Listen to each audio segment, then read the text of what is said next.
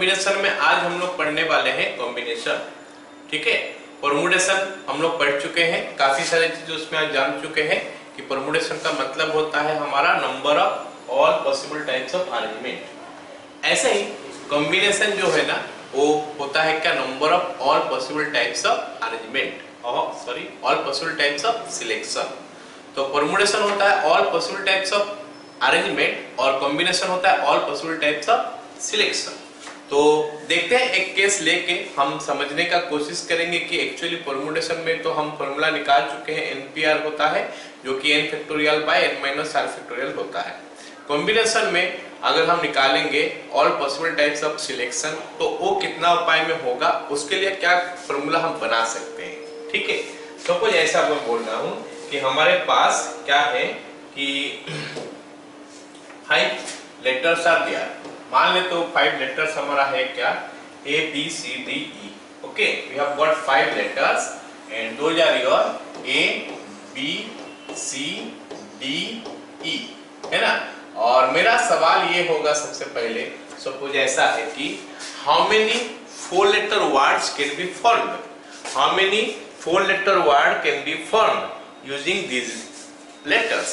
तो आप बोलोगे कि सर यहाँ पे 5 तो लेटर है, उसमें से हमको 4 ठो लेना है एक साथ और उनको सजाना है, तो हमारा आंसर हो जाएगा क्या, 5p4।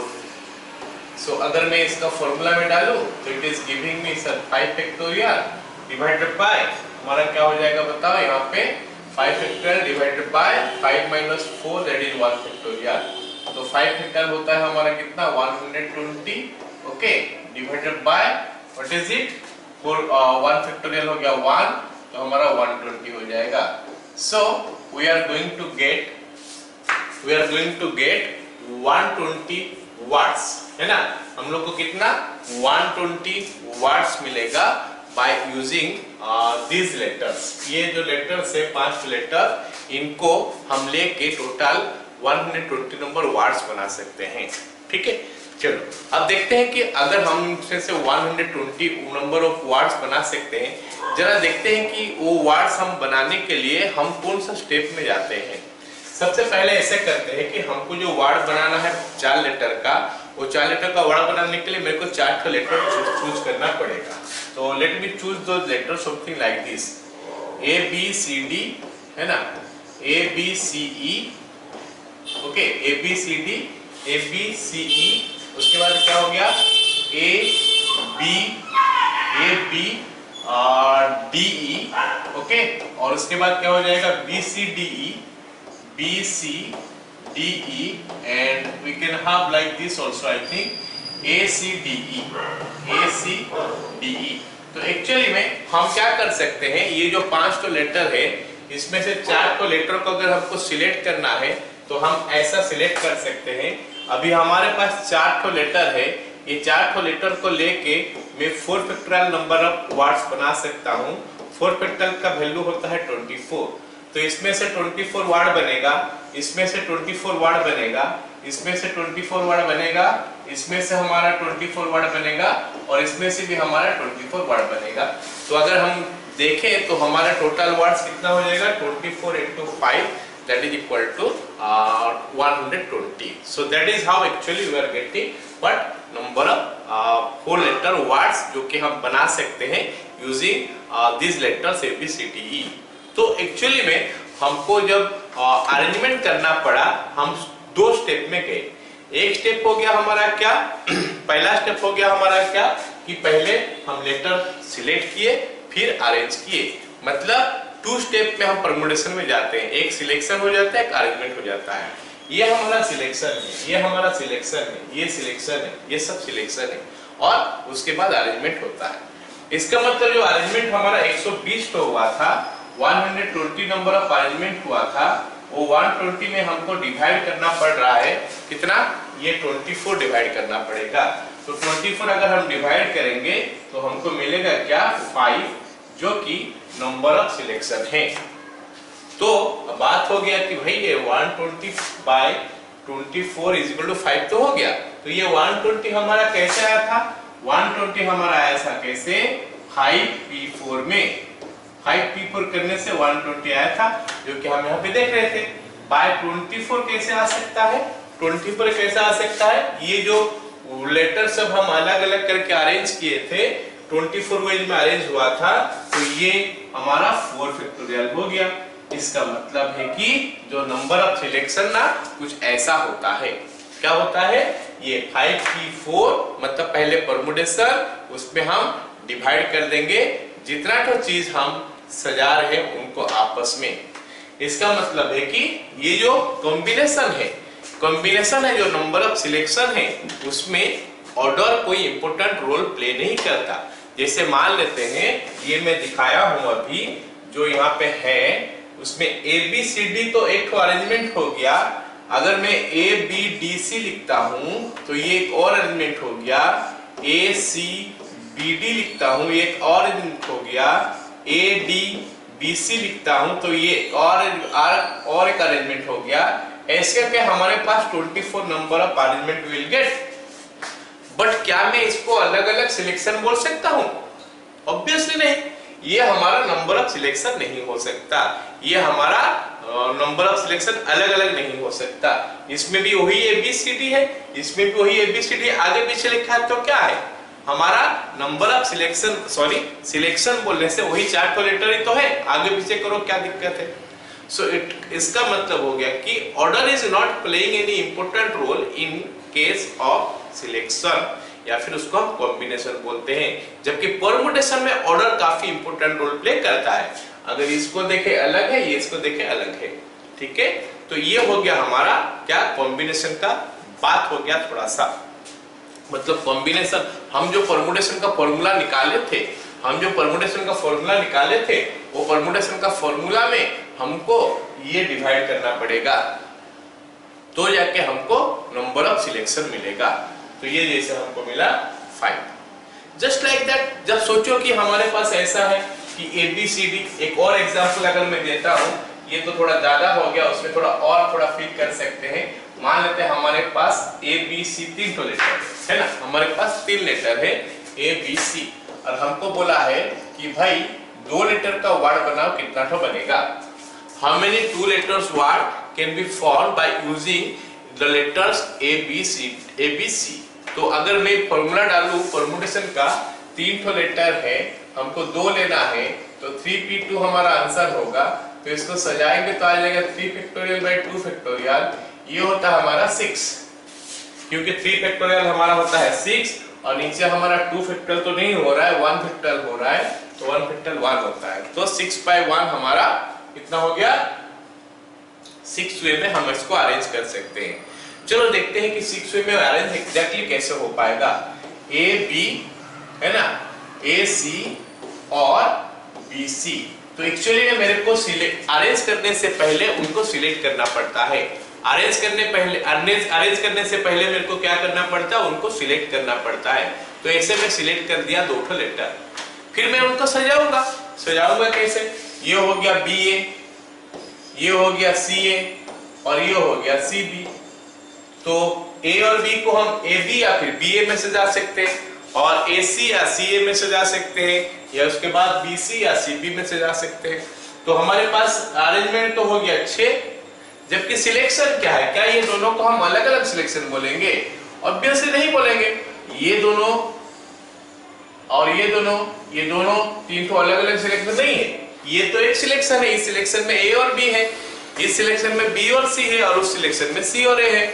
So that is why हमारे पास एग्जैक्टली 3 तो सिलेक्शन आया। तो 3 तो सिलेक्शन कैसा आया होगा? ये जो 3p2 है, 3p2 में लिख दिया, इसमें मैं डिवाइड कर दूंगा। ये जो 2 तो सिलेक्शन क्या था, वो लोग जो अरेंज हो रहे हैं, तो वो इसके अंदर में भर दिया गया है, तो उसको मैं डिवाइड कर दूंगा, तो हमको मिल जाएगा 3p2 बाय दिस। 3p2 का वैल्यू 6 है, डिवाइडेड बाय 2 फैक्टोरियल का वैल्यू 2 है, तो हमारा आंसर हो गया 3।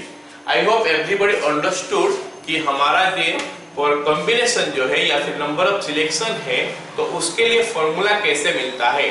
पहले परमुटेशन जो हम बना रहे थे उसमें 2 स्टेप तो होता है, वो एक्चुअली कॉम्बिनेशन पहले होता है, फिर उनको अरेंज करना पड़ता है।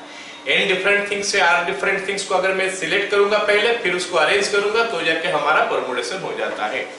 So that is why actually permutation comes this way. ये जो permutation हम देख रहे हैं, ये permutation हमारा ऐसा आया है क्या कि पहले सिलेक्शन हुआ है, फिर उसमें अरेंजमेंट हो गया है, तो जाके हमारा परमुटेशन का फॉर्मूला आया। तो सिलेक्शन जो होता है ना वो एनसीआर ही उसको हम लोग बोलते हैं। जैसे एनपीआर बोल रहे थे परमुटेशन में, सिलेक्शन में हम उसको बोलते हैं क्या, NCR. So this is one of the way to represent NCR, मतलब combination. This is the other way to write combination CN, R। The third way is एक ब्रैकेट के अंदर ऊपर n नीचे r कर दोगे तो भी ये हमारा कॉम्बिनेशन का फॉर्मूला हो गया, मतलब लिखने का तरीका हो गया, symbol. And what is the formula for it, NPR by r factorial करोगे तो NPR का वैल्यू में अगर r फैक्टोरियल करोगे तो you are going to get this one. Let me show it something like this. NPR होता है हमारा क्या, n factorial by n minus r factorial. तो अगर मैं NPR में r फैक्टोरियल डिवाइड कर देता हूं तो मेरे को एक तो r फैक्टोरियल यहाँ पे डिवाइड करना पड़ेगा, तो ये r फैक्टोरियल कहाँ जाएगा, ऊपर तो नहीं जा सकता, बीच में नहीं जाएगा। So it is giving me n factorial bye r factorial into n minus r का factorial. So that is the formula for NCR। अब हमको पता चल गया कि भाई यही फॉर्मूला हम यूज करेंगे कॉम्बिनेशन या फिर नंबर ऑफ सिलेक्शन निकालने के लिए। हमारे पास n number of different things होगा, उसमें से अगर r नंबर ऑफ थिंग्स लेना है कितना पर में सिलेक्ट कर सकते हो, तो NCR और उसका वैल्यू निकालेंगे ऐसे। बोलो समझ में आया सबको? Okay, then we have got some very important results हम इसमें से निकाल सकते हैं। सबसे पहला रिजल्ट हो गया क्या कि हमारा NCR जो है ना एक नेचुरल नंबर आता है, ये कभी भी फ्रैक्शन नहीं आएगा, ऑल्दो नीचे कुछ आता है लेकिन वो फ्रैक्शन कभी भी नहीं आएगा, कैंसिल हो जाएगा, बाकी नेचुरल नंबर ही आएगा। First one. Second one, the very important again कि NCR का वैल्यू और NCN-R का वैल्यू दोनों सेम होता है। NCR का वैल्यू और NCN-R का वैल्यू दोनों सेम होता है। अब इसका मतलब क्या हो जाएगा, देखो जरा, अगर मैं बोलता हूं कि 10C2 का वैल्यू का साथ कौन सेम होगा, बोलोगे सर 10C8 सेम होगा।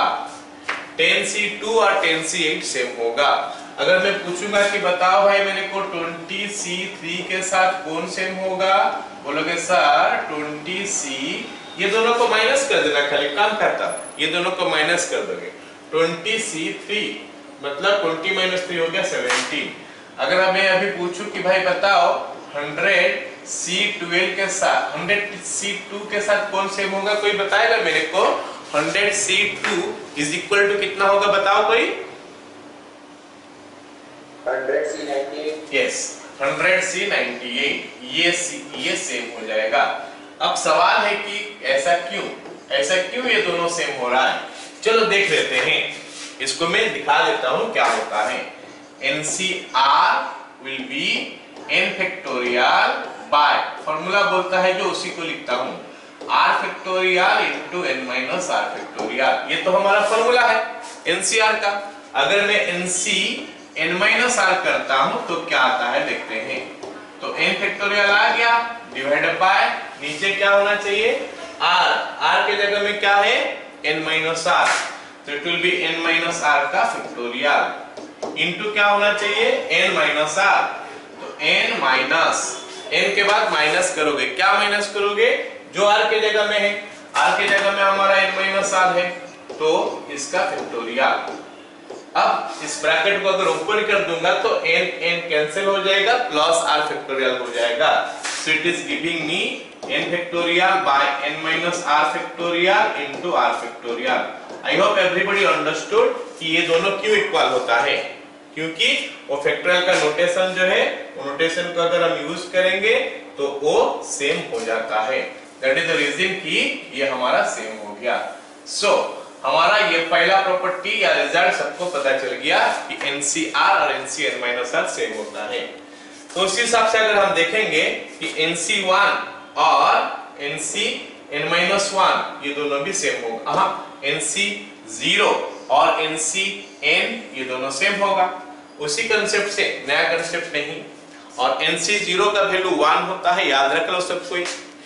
10C0 कितना 1, 10C1 कितना, सॉरी 10C10 कितना, वो भी 1, 100C0 कितना 1, 100C100 कितना, वो भी 1।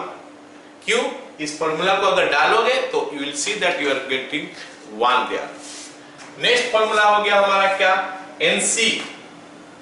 नेक्स्ट हो गया हमारा क्या, NC1 और NCn-1, दोनों का वैल्यू n होता है। NC1 का वैल्यू n होगा और NCn-1 का वैल्यू भी n होगा। इसका मतलब अगर मैं 10C1 पूछूं तो बोलना 10, 10C9 पूछूं तो बोलना वो भी 10, 100C1 पूछूं तो 100, 50C49 पूछूं तो भी वो 50। ओके, सो ये आया कैसे, सीधा वो फॉर्मूला डालोगे NCR का, कैलकुलेशन करने के बाद इतना आ रहा। Next one is what, NC2 is equal to NCn-2 is equal to n into n-1/2। अगर याद रखोगे तो बढ़िया है, अगर याद नहीं रखोगे in that case what will do, क्या करोगे, पूरा कैलकुलेशन करोगे और क्या है, जैसे 10C2 है 10 factorial by 2 factorial into 8 factorial, will do some calculation. अभी मैं फिलहाल बोल रहा हूं कि ये सब फार्मूला है, you can remember this. Now next NC0, NC1, NC2, NC3, NC4, ये सबको अगर जोड़ते जाओगे NCn तक, आंसर होगा 2 to the power n। वो हम प्रूव करेंगे आगे बाइनोमियल थ्योरम जब पढ़ेंगे। फिलहाल इसको हम लोग याद रख सकते हैं कि हमारा NC0 से लेकर अगर NCn तक आएगा तो उसके लिए जो फॉर्मूला होता है वो होता है 2 to the power n। अच्छा, अगर एक को छोड़ दोगे, इसमें NC0 छोड़ दोगे तो उसको इस तरफ लेके आ जाना, 2 to the power n minus NC0, और NC0 का वैल्यू 1 होता है तो इसीलिए इसका वैल्यू भी हमारा 1 हो जाएगा, मतलब 2 to the power n minus 1 होगा। So this is another formula one has to remember। याद रखोगे, नहीं रखोगे कोई दिक्कत नहीं है, फिर हम पूरा का पूरा निकालेंगे। याद रखोगे तो फिर जल्दी से चीजें क्वेश्चन जो है सॉल्व हो जाएगा। ओके, नेक्स्ट फॉर्मूला, नेक्स्ट कुछ और इंपॉर्टेंट बातें जो है हमको जानना है, क्या है, NCR और NCn-r को अगर हम ऐड करेंगे तो ये बन जाएगा n+1 CR। इसका मतलब है कि कभी अगर हमको ऐसा मिला कि 10C, कभी अगर हमको ऐसा मिला कि 10C2 प्लस 10C1 तो बोलोगे कितना, देखो दोनों में 10 है, इसमें 2 है और इसमें 1 है, तो एक कम हो गया, इसमें 2 है इसमें 1 है, एक कम हो गया, इससे ये दोनों का डिफरेंस 1 होना चाहिए कम, तो क्या हो जाएगा, ये ऊपर में जो n है वो n+1 हो जाएगा और ये जो बड़ा है दोनों में से वही हमारा आंसर आएगा। 10C2 plus 10C1 will be 11C2। तो ये दोनों सेम होना चाहिए, ये दोनों में गैप 1 होना चाहिए, तो आंसर क्या होगा, ये जो सेम है उसमें एक बढ़ जाएगा, n+1 हो जाएगा और उसके बाद C, और ये दोनों में से छोटा में से जो बड़ा होगा वही हमारा आंसर आएगा। ठीक है, ये हमारा फॉर्मूला हो गया। नेक्स्ट फॉर्मूला NCR और NCr-1 को अगर हम डिवाइड कर देंगे तो मिलेगा कितना, NCR और NCr-1 को अगर हम डिवाइड कर देंगे तो हमको कितना मिलेगा, n-r+1 by r। So this formula, let me prove this formula। ये फॉर्मूला मैं थोड़ा भी प्रूव करके दिखा देता हूँ, है ना। क्या है, NCR डिवाइडेड बाय NCr-1। तो हमको बोला है कि प्रूव करके बताओ कि n-r+1 by r। So let me write NCR formula का वैल्यू जो है वो लिखते हैं। So NCR का फॉर्मूला क्या हो जाएगा, n factorial bye r factorial into n-r factorial, और इसका क्या हो जाएगा, n factorial bye r-1 factorial into n-r+1 factorial, ये ऐसा आ जाएगा। ओके, उसके बाद ऊपर नीचे कर देते हैं, जो कैंसिल होता है उसको कैंसिल कर लेते हैं, इसके साथ ये कैंसिल हो गया, ये चले जाएगा ऊपर r-1 का फैक्टोरियल इंटू n-r+1 का फैक्टोरियल, ये ऊपर है, नीचे हमारा क्या हो जाएगा r factorial into n-r factorial. That's all. Okay, alright. अब हमको फैक्टोरियल सब हटाना है। r-1 फैक्टोरियल, r फैक्टोरियल में से बड़ा कौन? r, तो इसको हमको एक घटाना पड़ेगा। n-r+1 और n-r से बड़ा कौन? n-r+1, तो उस हिसाब से हमको इसको सिंप्लीफाई करना पड़ेगा। So let me right that now. r-1 factorial हो गया, नीचे हमारा हो गया r into r-1 factorial. Done. तो फर्स्ट वन हो गया ये। अब नेक्स्ट जो आएगा n-r+1 इंटू n-r का फैक्टोरियल, ये बड़ा था इसमें घटा दिया मैं, n-r factorial whole divide by नीचे हमारा क्या हो जाएगा n-r फैक्टोरियल। चलो अब कैंसिल कर लेते हैं, r-1 factorial cancel, n-r factorial cancel, so we are left with n-r+1 by r। Anybody having doubt please tell me, क्या समझ में आ गया? ओके, ये सिंपल कैलकुलेशन है, ये कैलकुलेशन है सिंपल, याद रखना है इसको। ये फॉर्मूला जो है NCR by NCR-1 इतना होता है, दोनों में n है, यहाँ पे r है, यहाँ पे r-1 है। अगर कहीं भी कहीं उल्टा हो जाए, r-1 ऊपर में कम हो जाए नीचे में ज्यादा हो जाए, तो फॉर्मूला का रेसिप्रोकल कर देना। Next formula, the very important formula again you can say, कि हमारा क्या है कि if NCR is equal to NCP, अगर NCR is equal to NCP है, in that case हमारा क्या होगा, या तो R is equal to P होगा, या तो R is equal to P होगा, या फिर R plus P is equal to N होगा। ये दो कंडीशन हो सकता है, R is equal to P होगा या फिर R plus P is equal to N होगा, ये कंडीशन होगा। ये दोनों को जोड़ दोगे तो N होगा। Alright, so this is the another formula what you have to remember। अब अगला क्या है इंपॉर्टेंट पॉइंट, इसके ऊपर अभी हम क्वेश्चन नहीं करने वाले हैं, जस्ट खाली मैं बता देता हूं। ग्रेटेस्ट वैल्यू ऑफ NCR, जैसे सोचो हमारे पास 10, हमारे पास एक वैल्यू दिया है 10C2 नहीं 10CR, तो let me tell you what is the value of R then. अगर 10CR है तो इसमें R का वैल्यू क्या है, या फिर यहाँ पे NCR है तो इसमें R का वैल्यू क्या हो सकता है। R क्या होगा जानते हो, R 0 से स्टार्ट होगा, 1 2 3 कुछ भी हो सकता है, कहां तक, N तक, N से ज्यादा नहीं हो सकता। R का वैल्यू 0 से स्टार्ट होके N तक खत्म होगा, जो ये हमारा कॉम्बिनेशन का फॉर्मूला है। ऐसे ही जब यहाँ पे मैं डालूंगा, कहां पे बताओ तो, यहाँ पे जो मैं डालूंगा R का वैल्यू कहां से कहां तक डाल पाऊंगा, R is equal to 0 डाल पाऊंगा, 1 डाल पाऊंगा, 2 डाल पाऊंगा, ऐसे करते करते मैं कहां तक, 10 तक डाल पाऊंगा। अब सवाल है कि अगर R 0 डालूंगा तो ये 10C0 हो जाएगा, फिर 10C1, 10C2, 10C3, 10C4 ऐसे होते रहेगा, तो सारे का तो वैल्यू निकलते जाएगा, अलग अलग निकलेगा वैल्यू।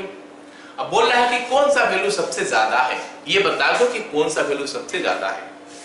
तो उसी का फॉर्मूला क्या बोल रहा है कि अगर n का वैल्यू इवन है तो ये ज्यादा तब होगा जब r का वैल्यू n/2 हो जाएगा। यहाँ पे 10 इवन है तो r का वैल्यू 10/2 होगा, तो दैट इज इक्वल टू 5। इसका मतलब अगर 10CR लिखा जा रहा है तो it will B 10C0, 10C1, 10C2, 10C3 ऐसे करके लिखते जाएंगे, तो 10C5 will be the greatest. Okay, ऐसे ही कभी अगर हमारे पास ऐसे आ गया क्या 15, मान लेते हैं ऐसे आ गया 15CR, तो फिर अभी R का वैल्यू क्या हो जाएगा, 0 हो सकता है, 1 हो सकता है, 2 हो सकता है, ऐसे करके हमारा कहां तक 15 तक आ सकता है। तो फिर 15C0, 15C1, 15C2, 15C3 ऐसे होते रहेगा। तो मैक्सिमम कहाँ होगा?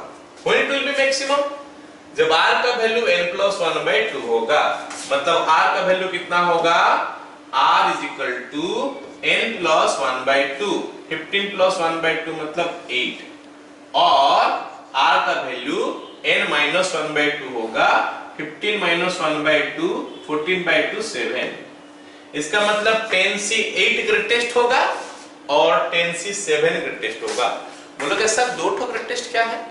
दो ठो ग्रेटेस्ट क्या है? इसीलिए दो ठो ग्रेटेस्ट का बात बोला जा रहा है क्योंकि वो दोनों का वैल्यू सेम होगा। 10C8 का वैल्यू जितना होगा 10C7 का वैल्यू उतना ही होगा, because of the formula NCR और NCR is equal to NCn-r। तो वो दोनों के लिए इसका वैल्यू सेम होगा। तो आई होप सारे को समझ में आ गया कि हमारा ग्रेटेस्ट वैल्यू का क्या मतलब होता है। यहाँ पे हमारा n का जगह में r का जगह में कहां से कहां तक आ सकता है सबको समझ में आ गया, और when it will B greatest ये भी सबको पता चल चुका होगा। ठीक है, तो चलो अब हम लोग कुछ सवाल करते हैं। हमारे पास फॉर्मूला जो है वो फॉर्मूला इतना ही है, क्या एक ही फॉर्मूला का अभी हम ज्यादातर कोशिश करेंगे NCR, बट सबसे पहले वो क्वेश्चन सब लॉजिकल क्वेश्चन होगा, मतलब सोचना पड़ेगा। उस टाइप का सवाल हम थोड़ा बाद में करेंगे। सबसे पहले हम ये फॉर्मूला बेस्ड मतलब कैलकुलेशन बेस्ड कुछ क्वेश्चन कर लेते हैं, then will go to the what is that क्या बोलते हैं उसको, लॉजिकल बेस्ड जो क्वेश्चन है उसको करेंगे। ठीक है, चलो स्टार्ट करते हैं, फटाफट करेंगे अभी क्वेश्चन। पहला क्वेश्चन हमको दिया है क्या? 20C0। क्वेश्चन हमको बोला है कि भाई ये 20C0 का वैल्यू बताओ। तो हम क्या करेंगे, कैलकुलेशन अगर करते हैं 20 फैक्टोरियल बाय 0 फैक्टोरियल इंटू 20-0 का फैक्टोरियल, ये n factorial bye r factorial into n-r factorial हो गया। तो ऊपर मिल गया हमारा 20 फैक्टोरियल, नीचे मिल गया हमारा 0 फैक्टोरियल, तो 1 होता है इंटू 20 फैक्टोरियल। तो सारी चीज कैंसिल हो गया, 1 हो गया, and that is the reason कि इसका वैल्यू हम लोग 1 बोल रहे थे। अब अगर मैं 20C20 का वैल्यू पूछूं तो जल्दी से बोल देना कि भाई इसका वैल्यू 1 है। कैसे है उस हिसाब से हम कैलकुलेशन कर लिए। ठीक है, वैसे ही अब देखते हैं कि 20C1 का वैल्यू कितना होता है। 20C1 is equal to 20 factorial by 1 factorial into 20-1 का फैक्टोरियल। हम जानते हैं लेकिन इसका वैल्यू क्या है हम कर तो रहे, पूरा दिखा रहे हैं, अलग बात है, लेकिन हमको इसका वैल्यू पता चल चुका है। क्या? NC1 का वैल्यू कितना होता है? n होता है। तो देख लेते हैं कि यहाँ पे n हो रहा है कि नहीं। इज इक्वल टू ऊपर नीचे देखो, नीचे क्या होता है, ये 1 फैक्टोरियल का मतलब 1 हो गया, और ये 20-1 मतलब 19 factorial. So let me right 19 factorial here. ठीक है, ये हमारा 19 फैक्टोरियल हो गया। अब ऊपर देखते हैं क्या हो रहा है। ऊपर हमारा क्या हो गया, 20 फैक्टोरियल है, तो हमको तो फैक्टोरियल हटाना है, तो 20 into 19 फैक्टोरियल कर सकते हैं, 20 into 19 factorial. So that is the reason कि हम इसका वैल्यू n लिखते हैं, तो इतना करने का कुछ जरूरत है नहीं। तो 20C1 का वैल्यू हो गया 20, ऐसे ही 20C19 हम निकालेंगे तो we will get 20। तो मैं छोड़ दे रहा हूं इसको, है ना। So this is what we got. Now let us see this question 10C2। हमको पता है कि इसका वैल्यू एक्चुअली होगा क्या।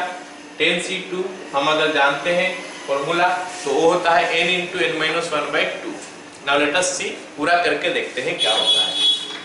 n factorial bye r factorial into 10-2 factorial, n factorial bye r factorial into n-r factorial, n factorial bye r factorial into n-r factorial.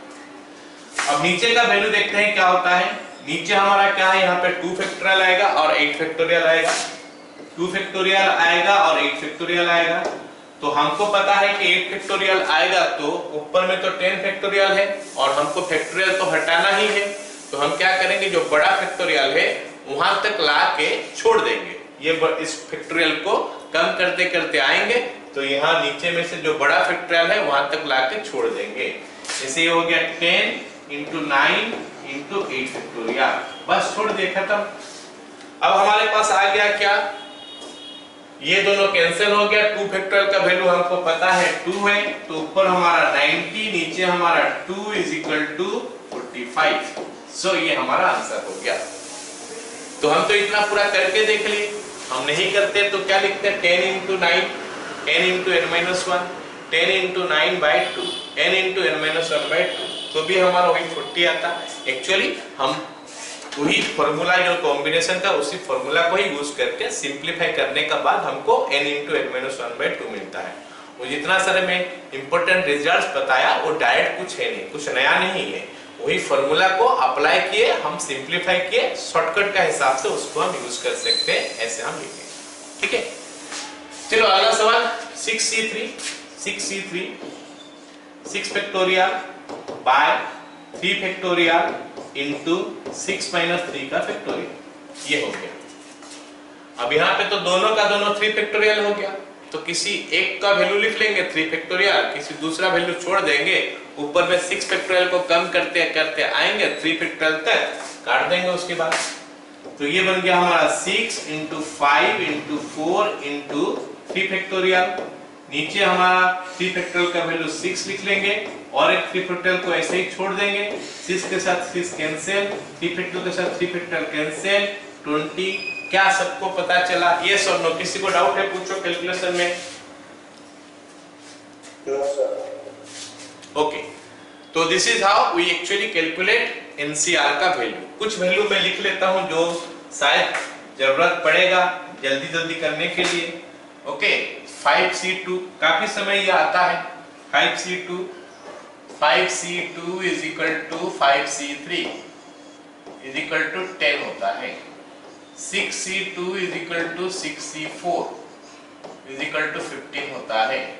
6c3 का value हमारा 20 होता है, ये कभी कभी जरूरत पड़ता है। 8c2 is equal to 8c6 is equal to कितना होता है 28।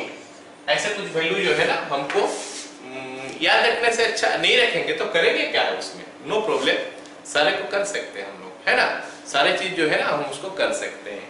ठीक है, ओके, चलो ये कुछ वैल्यू जो मैं बता दिया।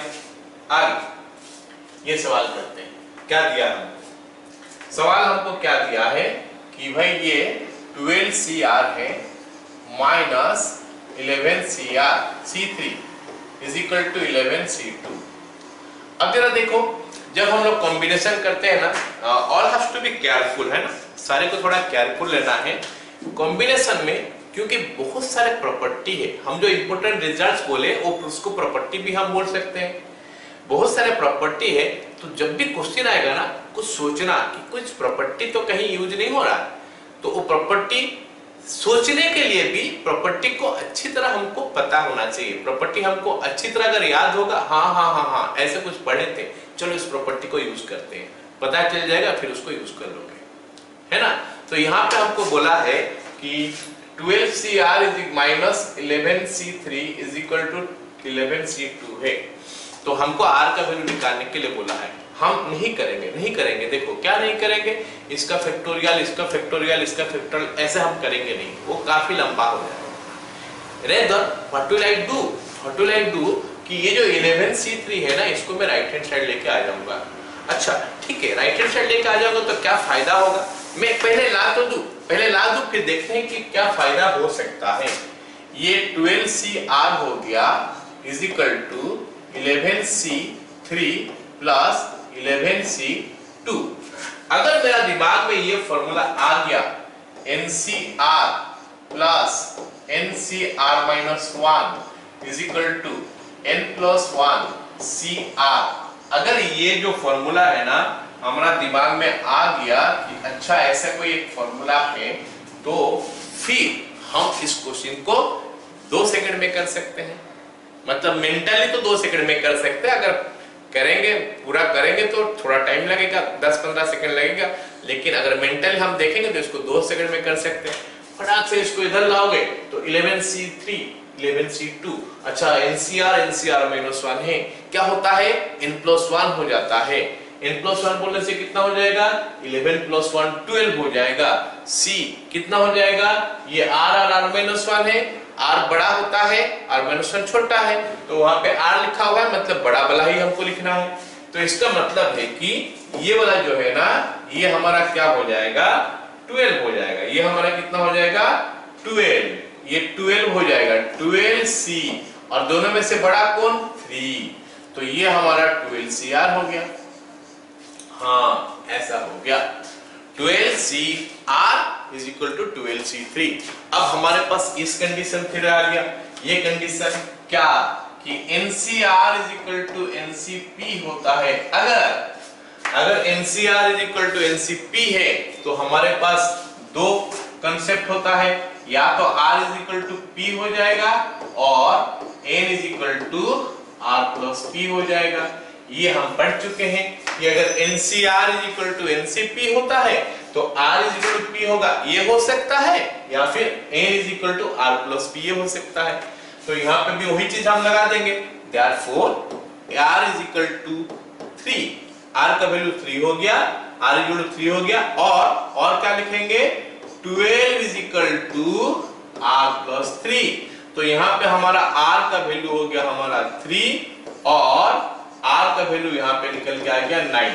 I hope everybody understood this question कि R का वैल्यू 3 भी हो सकता है और R का वैल्यू 9 भी हो सकता है। क्लियर ना? तो इसमें हमारा दो प्रॉपर्टी यूज हो गया, एक ये वाला प्रॉपर्टी और एक ये वाला प्रॉपर्टी।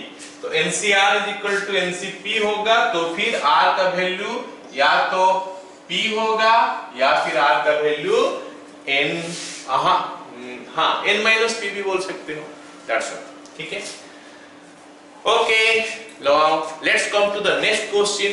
ये सारे क्वेश्चन हमारा हम जो दे रहे हैं अभी, मतलब दिए हैं, ये मतलब कर रहे हैं, वो सारे हमारा उस प्रॉपर्टी के ऊपर बेस्ड होके है। Direct n factorial bye r factorial * n - r factorial का कुछ नहीं होने वाला है ना। सारे में कुछ ना कुछ कंसेप्ट लग रहा होगा, ठीक है। अगला सवाल देखते हैं, क्या बोला है NC12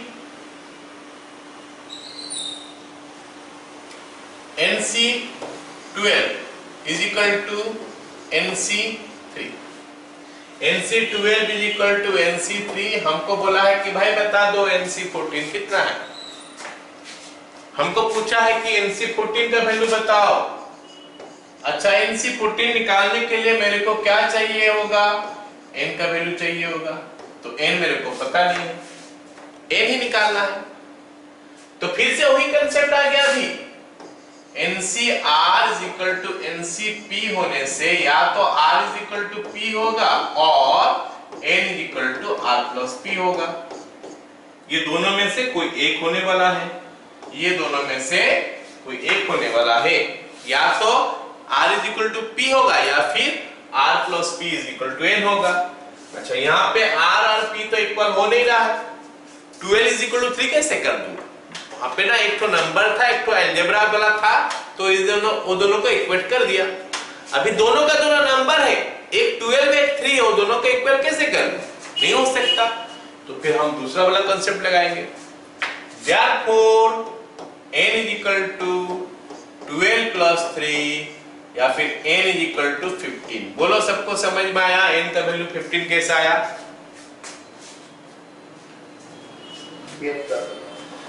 चलो, n का वैल्यू 15 आ गया तो फिर NC14 will be 15C14 और 15C14 को हम लिख सकते हैं 15C1 भी लिख सकते हैं। तो NC1 हो गया, NC1 का वैल्यू n होता है, तो इसका आंसर हो गया 15। नहीं तो करना चाहोगे तो कर सकते हो 15 factorial by 14 factorial into 15 - 14 factorial, ये भी चाहोगे तो कर सकते हो, करके वैल्यू हम निकाल सकते हैं, ठीक है। तो इसका आंसर हो गया क्या 15। बट मैं इसीलिए ये क्वेश्चन सब करा रहा हूं कि वो जो प्रॉपर्टी है वो सब याद हो जाए, क्योंकि प्रॉपर्टी हम पढ़े तो है, उसको रटने से पहले उसके ऊपर अगर हम लोग क्वेश्चन कर लेंगे ना तो फिर वो चीज हमको थोड़ा ज्यादा जल्दी याद हो जाएगा, है ना। मैं क्लास खत्म होने के बाद तुम लोग को दे दूंगा, कुछ होमवर्क दे दूंगा करने के लिए, दोज यू सॉल्व करने से चीजें जो है ना याद हो जाएगा। मतलब जब तक हम लोग फॉर्मूला तो पढ़ रहे हैं, फॉर्मूला को अप्लाई जब तक नहीं करेंगे, जब तक हम क्वेश्चन नहीं करेंगे, फॉर्मूला हमको याद नहीं होगा। सब बोलते हैं कि फॉर्मूला को लर्न करो लर्न करो लर्न करो, लर्न तो कर सकते हो फिर भी भूल जाते हो फॉर्मूला को, लेकिन फॉर्मूला को अगर अप्लाई कर लोगे, कुछ क्वेश्चन कर लोगे ना, वो चीज बहुत दिन तक याद रह जाएगा। ठीक है, एनीवे तो अब ये क्वेश्चन करते हैं। क्या दिया है ये क्वेश्चन हमारा एक तो जेईई का क्वेश्चन था, इनफैक्ट आईआईटी का क्वेश्चन था ये, है ना। इसको सॉल्व करते हैं। क्या बोला है 47 C4 plus summation J is equal to 1 से लेकर 5 तक, और दिया है क्या 52 माइनस J C3। ये टाइपिंग नहीं हो पाया इसलिए इसका ऊपर लिख दिया गया, लेकिन एक्चुअली ऐसा है। ठीक है, टाइपिंग नहीं हो पाया तो ऊपर लिख दिया, एक्चुअली ये चीज ऐसा है। ठीक है, अच्छा यहाँ पे मैं बता दूं कि हम इस प्रॉपर्टी को यूज करेंगे यहाँ क्वेश्चन में। ये क्वेश्चन में हम लोग इस प्रॉपर्टी को यूज करेंगे। कौन सा? NCR plus NCR minus 1 is equal to N plus 1 CR। All can see कि सारे देख सकते हो कि ना, ये फॉर्मूला जब हम यूज करेंगे हाउ इजीली ये क्वेश्चन को हम लोग सॉल्व कर सकते हैं, कितना इजीली हम इसको सॉल्व कर लेंगे। ठीक है, ओके, चलो देखते हैं क्या होगा। इज इक्वल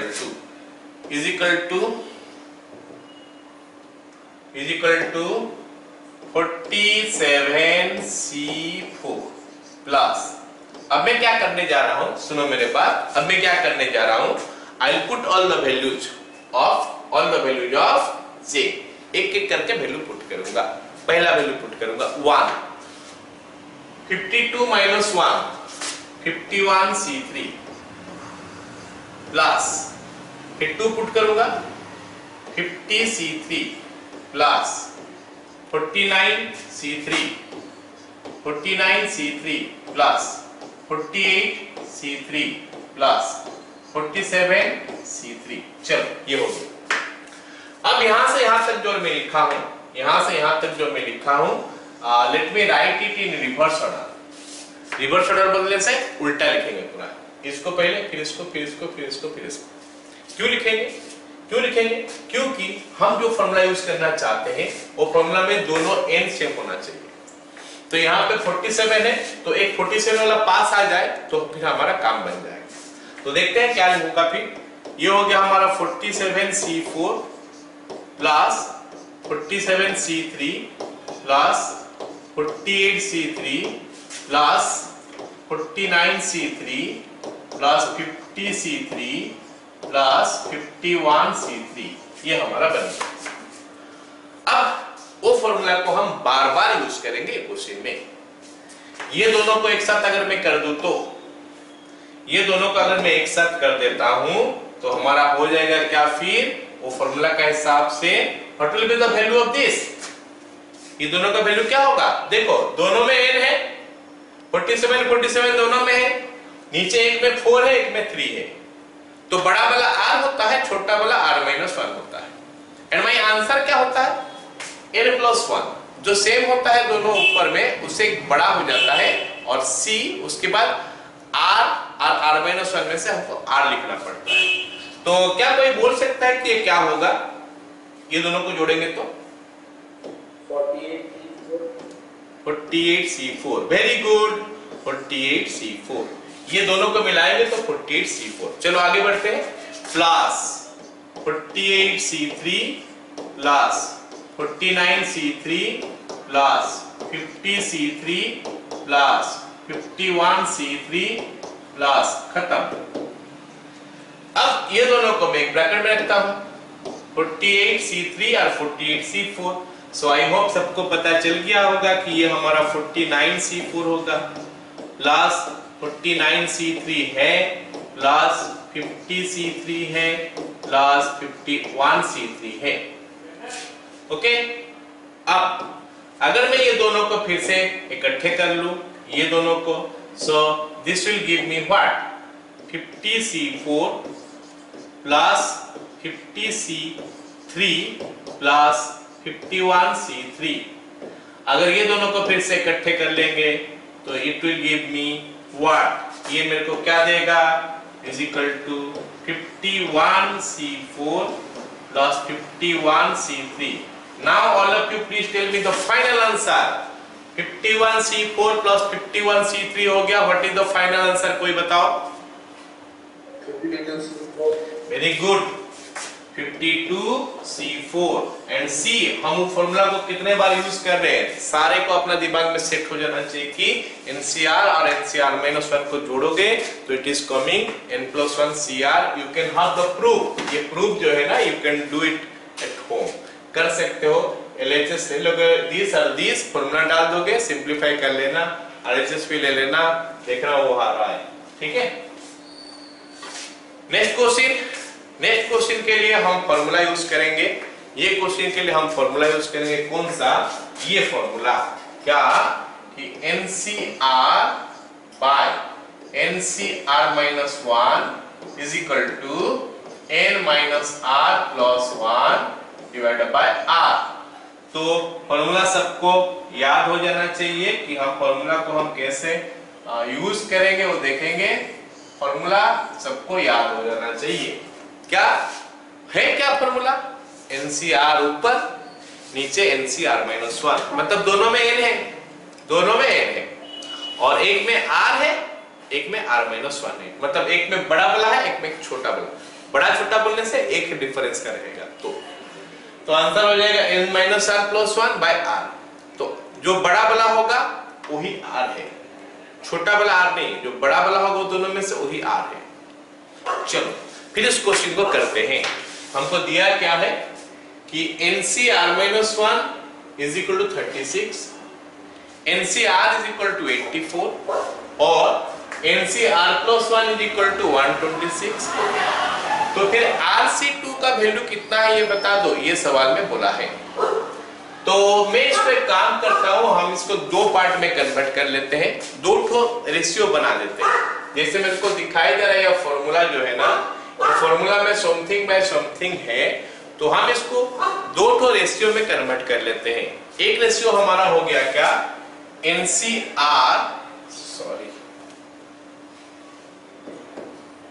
एक रेशियो हो गया हमारा क्या, ये NCR डिवाइडेड बाय NCR-1, ये मेरे को दे देगा कितना, 84/36। ये हमारा एक रेशियो हो गया। NCR by NCR-1 वो कहां से आया भाई, यहाँ पे NCR लिखा, यहाँ पे NCR-1 है। मैं क्या करने का कोशिश कर रहा हूं, ऊपर में ज्यादा नीचे में कम, है ना। फिर एक रेशियो यहां से बनाते हैं, NCR+1 by NCR is equal to 126 divided by ये कितना है 84। ये हो गया दूसरा, फर्स्ट सेकंड, दो तो हो गए। अब दोनों के लिए हम क्या करेंगे, ये फॉर्मूला का अप्लाई करेंगे। बस हमको ध्यान देना पड़ेगा कि R क्या है, जो बड़ा है वही R है, तो R के जगह में उतना ही डालेंगे। इन दिस केस यहाँ पे तो पूरा का पूरा डायरेक्टली रखा हुआ है ये वाला चीज, तो इसमें तो कोई छेड़छाड़ हमको करना नहीं है। इसमें तो हमको लिखना ऐसे ही है कि n-r+1 by r is equal to, जो सिंप्लीफाई होगा, ये 12 में कैंसिल होगा साइड, 12 में कैंसिल होने से कितना हो रहा है, ये 12 7 जा 84, ये 12 3 जा, बन गया इतना। अब हम एक काम करते हैं, है ना, इसमें से और सिंप्लीफाई करके इक्वेशन बनाते हैं, है ना। क्रॉस मल्टीप्लाई कर लेते हैं, क्रॉस मल्टीप्लाई करेंगे तो हो जाएगा 3n minus 3r plus 3 is equal to 7r। तो एक साइड लेके आ जाएंगे तो आ जाएगा 3n minus 10r is equal to -3। Okay, let me right it equation 1। ये हमारा इक्वेशन 1 है। अब हम दूसरा सेट जाते हैं। यहाँ पे हमको थोड़ा केयरफुल होना पड़ेगा, क्या चीज के लिए, कि r के जगह में है क्या, और जो है r के जगह में वही पुट करेंगे। अब हम अगर देखेंगे तो यहाँ पे हम r यहाँ पे देख के इसी को r नहीं लिख देंगे, मैं बोला था कि दोनों में से जो बड़ा होगा वही r है, तो r+1 में से बड़ा कौन है? r+1। इसका मतलब मैं r के जगह में क्या डालूंगा? r+1। तो मेरा होगा क्या यहाँ पे? n माइनस ये हो जाएगा r+1 +1 डिवाइडेड बाय नीचे हमारा r+1 आया इज इक्वल टू, इसको 42 में कैंसिल करेंगे तो आएगा 3/2। Now let me ask you, क्या ये वाला पार्ट समझ में आया सबको? हाँ तो आगे बढ़ेंगे, नहीं तो फिर से समझाऊंगा। बोलो, फिर से समझाएंगे ना। देखो हमारा यहाँ पे n है, यहाँ पे n है, ये दोनों में n ही है, यहाँ पे r है और यहाँ पे r-1 है। फॉर्मूला होता है n - r+1/r। तो ये जगह तो कुछ चेंज नहीं हुआ है, ये सवाल में भी n यहाँ पे भी है, यहाँ पे भी n है। तो n - r+1/r में से n का जगह में कोई छेड़छाड़ नहीं करना है हमको, जो छेड़छाड़ करना है r का जगह में करना है। r का जगह में छेड़छाड़ करेंगे तो r क्या होगा, थोड़ा सोच लेते हैं। तो r क्या होता है? ये फॉर्मूला, अच्छा ये हो गया हमारा फॉर्मूला। जरा ध्यान दो, ये हो गया हमारा फॉर्मूला। ऐसा नहीं कि ये चीज ही हमेशा आएगा। अगर हमारे पास कभी आ जाएगा NC8/NC7 तो r का वैल्यू मैं क्या लूंगा? 8 ही लूंगा ना। NC8/NC7 r का वैल्यू क्या लूंगा? 8 लूंगा, क्योंकि 8 बड़ा है 7 से, 8 हमारा 7 से बड़ा है। अगर मेरे पास आ गया NC12/NC11 तो फिर r का वैल्यू मैं क्या लूंगा? 11 या 12? ये दोनों में से जब बड़ा है उसी को लूंगा, 12 बड़ा है तो 12 को ही लूंगा। अगर हमारे पास कभी आ गया NC4/NC5 तो हम ये दोनों में से r किसको लेंगे? नीचे वाला को, क्योंकि ये 5 है ये 4 है। लेकिन मैं देख रहा हूं कि यार ये फॉर्मूला में तो बड़ा ऊपर है नीचे छोटा है, तो यहाँ पे ऊपर छोटा है नीचे बड़ा है, मतलब इस साइड वाला पार्ट को भी मैं पलट दूंगा। सो कहने का मतलब है कि हमारा NCR और NCR-1 है, और ऊपर में क्या है? बड़ा वाला लिखा है, नीचे में छोटा वाला लिखा है, और जो ऊपर में होता है वही r का वैल्यू होता है। इसका मतलब नहीं कि जो होगा मतलब r ही लिखेंगे, हम हमेशा r नहीं लिखेंगे, r के जगह में जो होगा उसी को ही लिखेंगे। तो यहाँ पे मैं देख रहा हूं कि r के जगह में हमारा क्या है? r+1 है। क्या सबको अभी समझ में आया? चलो अब हम लोग इसको क्रॉस मल्टीप्लाई करते हैं और लिखते हैं क्या होता है हमारा आंसर, है ना। क्रॉस मल्टीप्लाई करके लिखते हैं, ठीक है। चलो अब देखते हैं क्या क्या होगा। क्रॉस मल्टीप्लाई, अच्छा यहाँ पे 1 1 कैंसिल हो चुका है, तो it is giving me now what, ये हमको क्या दे रहा है देखते हैं। 2n - 2r is equal to 3r + 3। तो इसको इधर ले आता हूं, 2n - 5r is equal to 3, equation number 2। तो हमारे पास दो इक्वेशन आ चुका है, ये दो इक्वेशन को सॉल्व करेंगे तो n का वैल्यू r का वैल्यू मिलेगा। हमको पूछा नहीं है एक्चुअली n का वैल्यू, r का वैल्यू पूछा है क्योंकि RC2 है। तो हम ऐसा करते हैं कि n को कैंसिल कर लेते हैं। अच्छा चलो दोनों का वैल्यू निकाल लेते हैं, इसमें 2 मल्टीप्लाई कर देंगे तो इक्वेशन में कैंसिल हो जाएगा, है ना। चलो अब हम ऐसा लिखते हैं, इक्वेशन 1 में हम मल्टीप्लाई करते हैं 2, नहीं इक्वेशन 1 एज इट इज रहेगा। इक्वेशन 1 हमारा एज इट इज रह गया 3n - 10r is equal to -3। Equation 2 में मैं मल्टीप्लाई कर देता हूं कितना? 2, तो बनेगा क्या? 4n - 10r is equal to 6। अगर मैं माइनस कर देता हूं दोनों को तो क्या मिलेगा मेरे पास? ये माइनस हो गया, ये प्लस हो गया, ये माइनस हो गया, तो -n इज इक्वल टू -9, या फिर n का वैल्यू हो गया 9। n हमारा 9 हो गया। अब ये n का वैल्यू पुट कर देंगे किसी भी एक इक्वेशन में, r का वैल्यू निकल के आ जाएगा। दैट्स इक्वेशन 1 क्या हो जाएगा देखते हैं। 3n मतलब 27 - 10r is equal to -3. So 30 is equal to 10r, तो इसमें से हमारा r का वैल्यू आ गया कितना 3। All of you got it? Value of r सबको समझ में आया? अब r का वैल्यू निकल के आ गया तो फिर हम rc2 निकाल सकते हैं। therefore rc2 is equal to 3c2 is equal to n into n minus 1 by 2 is equal to 3। Okay, सो ये फॉर्मूला का हमारा यूज हो गया। ठीक है, एक बार और उस फॉर्मूला को यूज करेंगे। कौन सा फॉर्मूला बताओ? वही NCR और bye NCR minus 1 is equal to n minus r plus 1 by r, जो इस क्वेश्चन में करेंगे। हमको सवाल में क्या दिया है? सवाल में दिया है कि NC4, NC5, NC6 are in AP। NC4, NC5, NC6 are in AP। अब याद करो, अगर तीन तो चीज AP में होगा, A, B, C AP में होगा, सबको पता होगा कि 2 times of the middle one is equal to first one plus third one। तो यहाँ पे भी हम वैसे ही करेंगे। तो फर्स्ट वन हो गया NC4 प्लस थर्ड वन हो गया NC6 is equal to 2 times of middle one. Okay, NC4 plus NC6 is equal to 2 times of middle one. तो यहाँ पे हम कर सकते हैं, देखो n फैक्टोरियल वाला यूज करके कर सकते हो। You can try it at home also, घर में कर सकते हो, करना घर में in fact n factorial bye r factorial into n minus r factorial. But मैं इसको थोड़ा इस फॉर्मूला का यूज करना सिखा रहा हूं।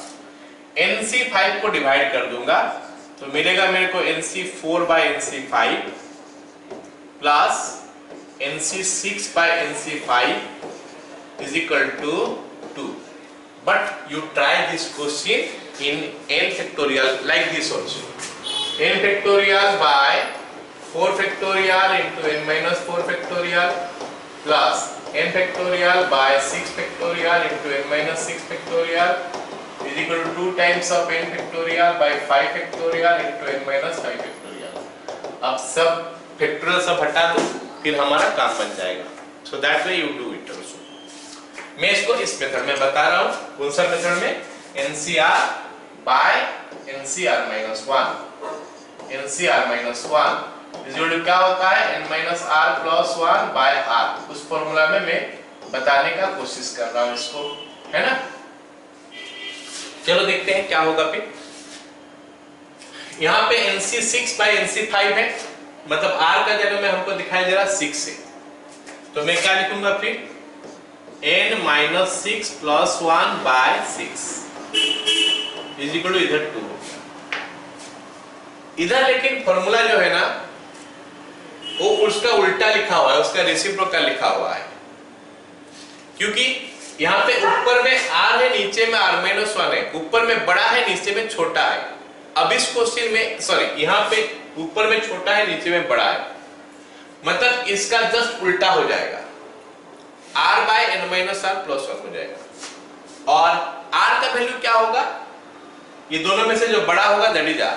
So r is your 5, so it is 5 by n minus 5 plus 1। I hope everybody understood this one। सारे को ये चीज समझ में आया मेरे को लगता है। तो फिर हम आगे बढ़ते हैं। It is 5 by n minus 4 plus n minus 5 by 6 is equal to 2। अब यहाँ पे हम एलसीएम ले लेते हैं तो मिलेगा 30 plus n minus 4 into n minus 5 divided by 6 into n minus 4 is equal to 2। किसी को डाउट है यहां तक? किसी को डाउट यहां तक? चलो आगे हम इसको खाली सिंप्लीफाई करेंगे और क्या है।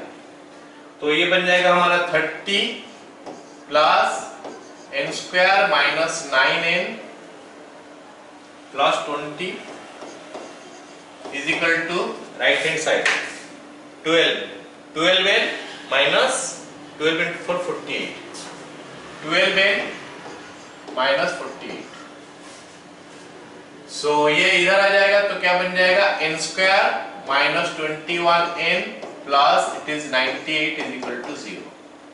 So it is n minus 7 into n minus 14 is equal to 0. n का वैल्यू 7 हो गया और n is equal to 14. दो वैल्यू आया, दोनों नेचुरल नंबर है, दोनों हम ले सकते हैं. दो वैल्यू आया, दोनों नेचुरल नंबर है, दोनों हम ले सकते हैं. बट मान लेते हैं ऐसा आता कि n का वैल्यू 3R15, मान लेते हैं ऐसा आता, तो उस समय हम क्या करते हैं कि 3 को ना रिजेक्ट कर देते हैं. नेचुरल नंबर आने का बाद भी मैं इसको रिजेक्ट कर देता. क्यों?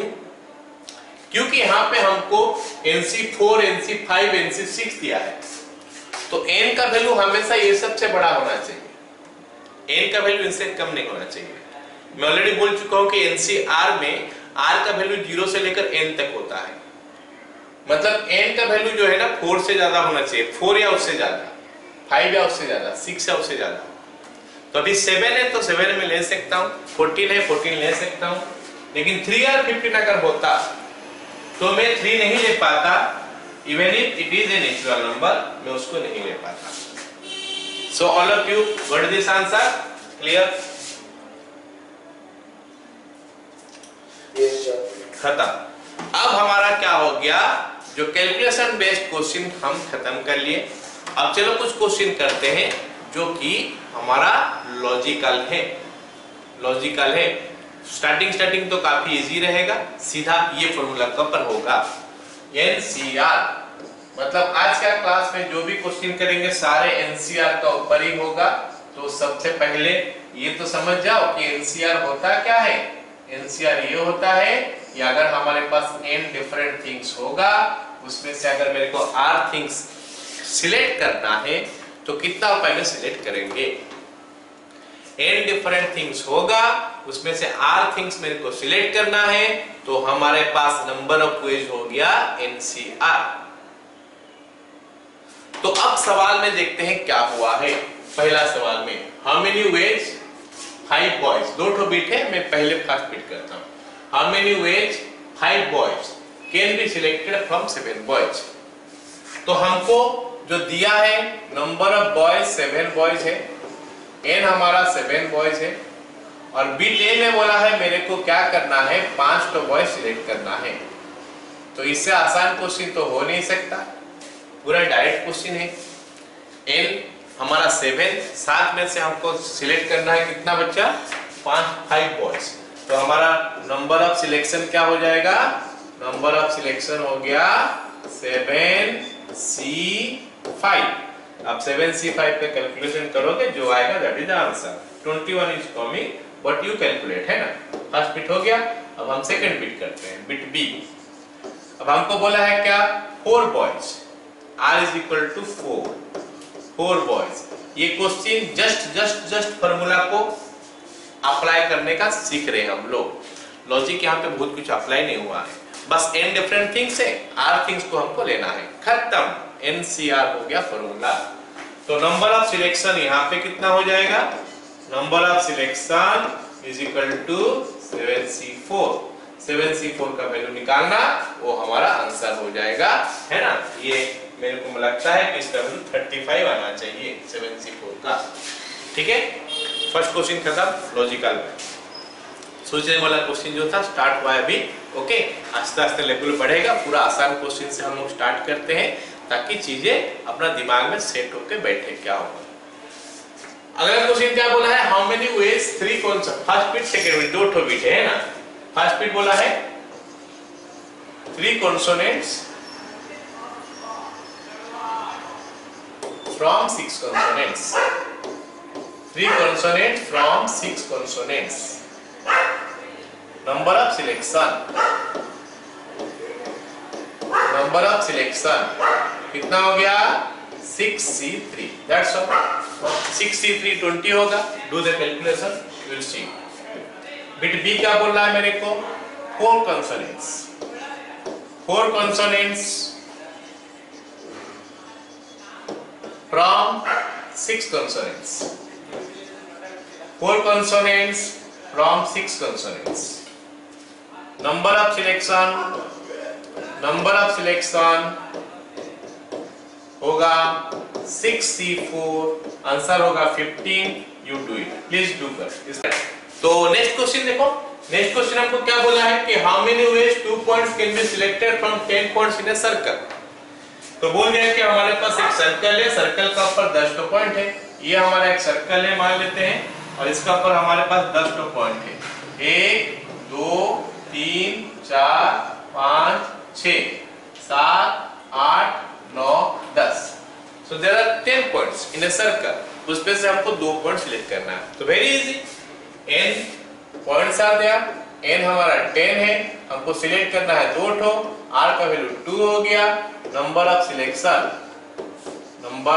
सिलेक्शन इज इक्वल टू कितना हो जाएगा 10C2। कैलकुलेशन करना, वैल्यू जो होगा लिखना, 45 our answer. What you do the calculation, 10 फैक्टोरियल by 2 factorial into 10 minus 2 factorial, simplify करोगे तो you will get this one. Okay right. अब आया अगला क्वेश्चन, हल्का से इसमें हमको सोचना पड़ेगा, है ना, इसमें आपको हल्का सा सोचना पड़ेगा। क्या बोला है, how many committees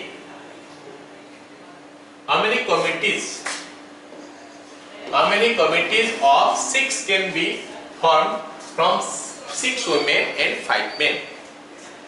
तो यहाँ पे हमको बोला क्या है, एक कमेटी बनाना है 6 women and 5 men का, एक कमेटी बनाना है 6 मेंबर का, फ्रॉम 6 women and 5 men, मतलब 6 तो women है और 5 तो men है। तो हमको कमेटी बनाना है कितना, 6 जन का। तो इस पे women और men दे के एक्चुअली कंफ्यूज कर दिया। बच्चे सोचेंगे women men क्या होता है, कैसे हम लोग उनमें से कमेटी बनाएंगे। लेकिन एक्चुअली में यहाँ पे हमको women कितना है, men कितना है देखने का कोई मतलब नहीं है, टोटल नंबर ऑफ पर्सन कितना देख लो। क्योंकि वो कमेटी में कितना तो women आएगा, कितना तो men आएगा, ऐसे बात कुछ है ही नहीं। जस्ट 6 मेंबर का कमेटी होना चाहिए। हो सकता है सारे के सारे women हो सकता है सारे के सारे men हो, इस टाइप की चीजें हो सकता है, ठीक है ना। तो just 6 member is needed from 6 women and 5 men, मतलब total 11 persons are there. n is equal to कितना हो गया यहाँ पे, 6 + 5 इज इक्वल टू 11। इसमें से मेरे को लेना है 6 जन को, r इज इक्वल टू 6 दिया है। तो नंबर ऑफ कमिटीज क्या हो जाएगा, number of committees is equal to 11C6। That's all. 11C6, ये वैल्यू थोड़ा बड़ा आएगा, कैलकुलेशन कर सकते हो, है ना। Okay, next question comes this one. How many committees of 6 can be formed from 6 women and 5 men if at least 2 men have to be included? एक काम करते हैं, उससे पहले एक और क्वेश्चन बनाते हैं, फिर इसको बनाएंगे, ठीक है ना। तो मैं क्वेश्चन देता हूं, how many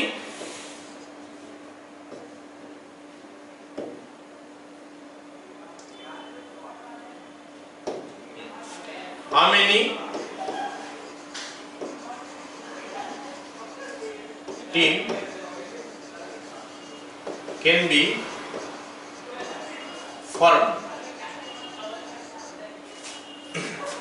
consisting of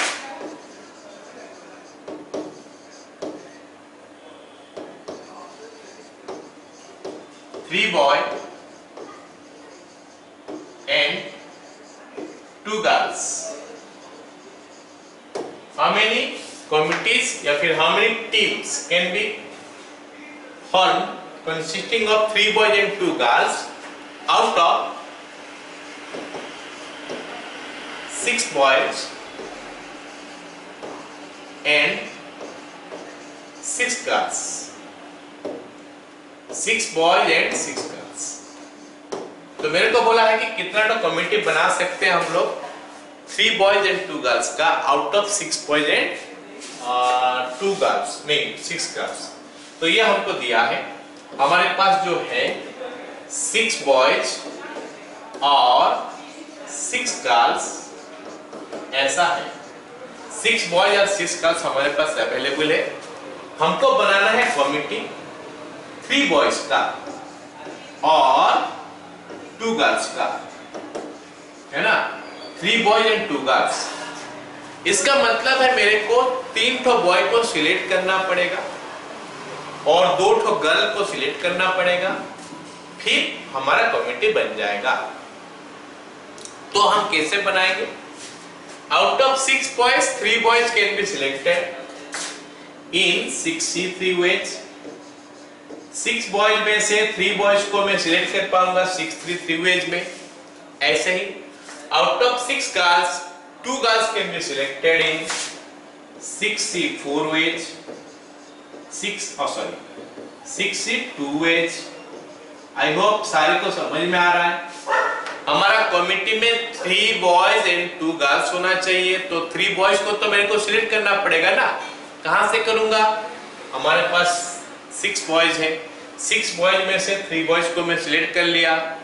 ऐसे ही 6 गर्ल्स है, 6 गर्ल्स में से मैं 2 ठो गर्ल्स को सिलेक्ट कर लिया, तो हमारे पास बॉयज इतना ऊपर में सिलेक्ट हो गया, गर्ल्स इतना ऊपर में सिलेक्ट हो गया। उसके बाद हमको बनाना है कमिटी। अब ये दोनों को क्या करें? ऐड करें, मल्टीप्लाई करें या फिर क्या करें? तो हमको देखना है कि प्रिंसिपल ऑफ काउंटिंग क्या बोलता है। प्रिंसिपल ऑफ काउंटिंग बोलता है कि ये काम हम कर लिए, ये काम हम कर लिए, क्या दोनों को एक साथ चाहिए हमारा कमिटी के लिए या फिर खाली इससे कमिटी बन जाएगा? ऑब्वियसली खाली इससे तो कमिटी नहीं बन रहा है, या फिर खाली इससे भी तो कमिटी नहीं बन रहा है। दोनों को हमको एक साथ चाहिए, तो जब दोनों को एक साथ चाहिए तो दोनों को मल्टीप्लाई करना पड़ेगा। सो नंबर ऑफ टीम्स क्या हो जाएगा? 63 इंटू 62। 63 का वैल्यू होता है 20, 62 का वैल्यू होता है 15, तो हमारा नंबर ऑफ टीम्स जो हो जाएगा 300। क्या सभी को समझ में आया? अब इस क्वेश्चन का कंसेप्ट से हम काफी सारे क्वेश्चन अभी करने वाले हैं कि हमको कमिटी चाहिए या फिर हमको ये चाहिए, इसमें से कुछ चाहिए, उसमें से कुछ चाहिए, तो इसमें से सिलेक्ट करो, उसमें से सिलेक्ट करो, फिर मल्टीप्लाई कर दो, हमारा काम बन जाएगा। अब ये सवाल में आ जाते हैं। ये सवाल क्या बोला है हमको क्या बोला है? How many committees of 6 can be formed from 6 women and 5 main. तो अब हम लिख लेते हैं कि 6 वुमेन है और 5 मेन है, ठीक है ना। हमारे पास 6 वुमेन और 5 मेन हो गया। 6 वुमेन और 5 मेन, ठीक है। हमको चाहिए कमिटी। कितना जन का कमिटी? कमिटी हमको चाहिए कितना जन का? 6, कमिटी ऑफ 6। तो हम केस 1 लेते हैं, कमिटी ऑफ 6 हमारा कैसे कैसे बन सकता है, कैसे कैसे कमिटी ऑफ 6 बन सकता है, जरा देखते हैं। ओके,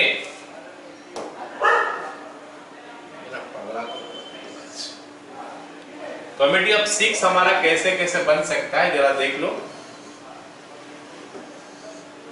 ठीक है। क्या बोला है?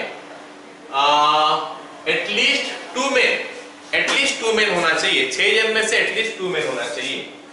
तो हमारा केसेस क्या क्या आ सकता है, क्या क्या केसेस आ सकता है, लेट अस सी। एक तो हो गया हमारा क्या, 2 मेन और 4 वुमेन। 6 जन हो गया ना अभी। 2 मेन एंड 4 वुमेन, 6 जन का कमिटी हो गया है। और क्या पॉसिबिलिटी हो सकता है?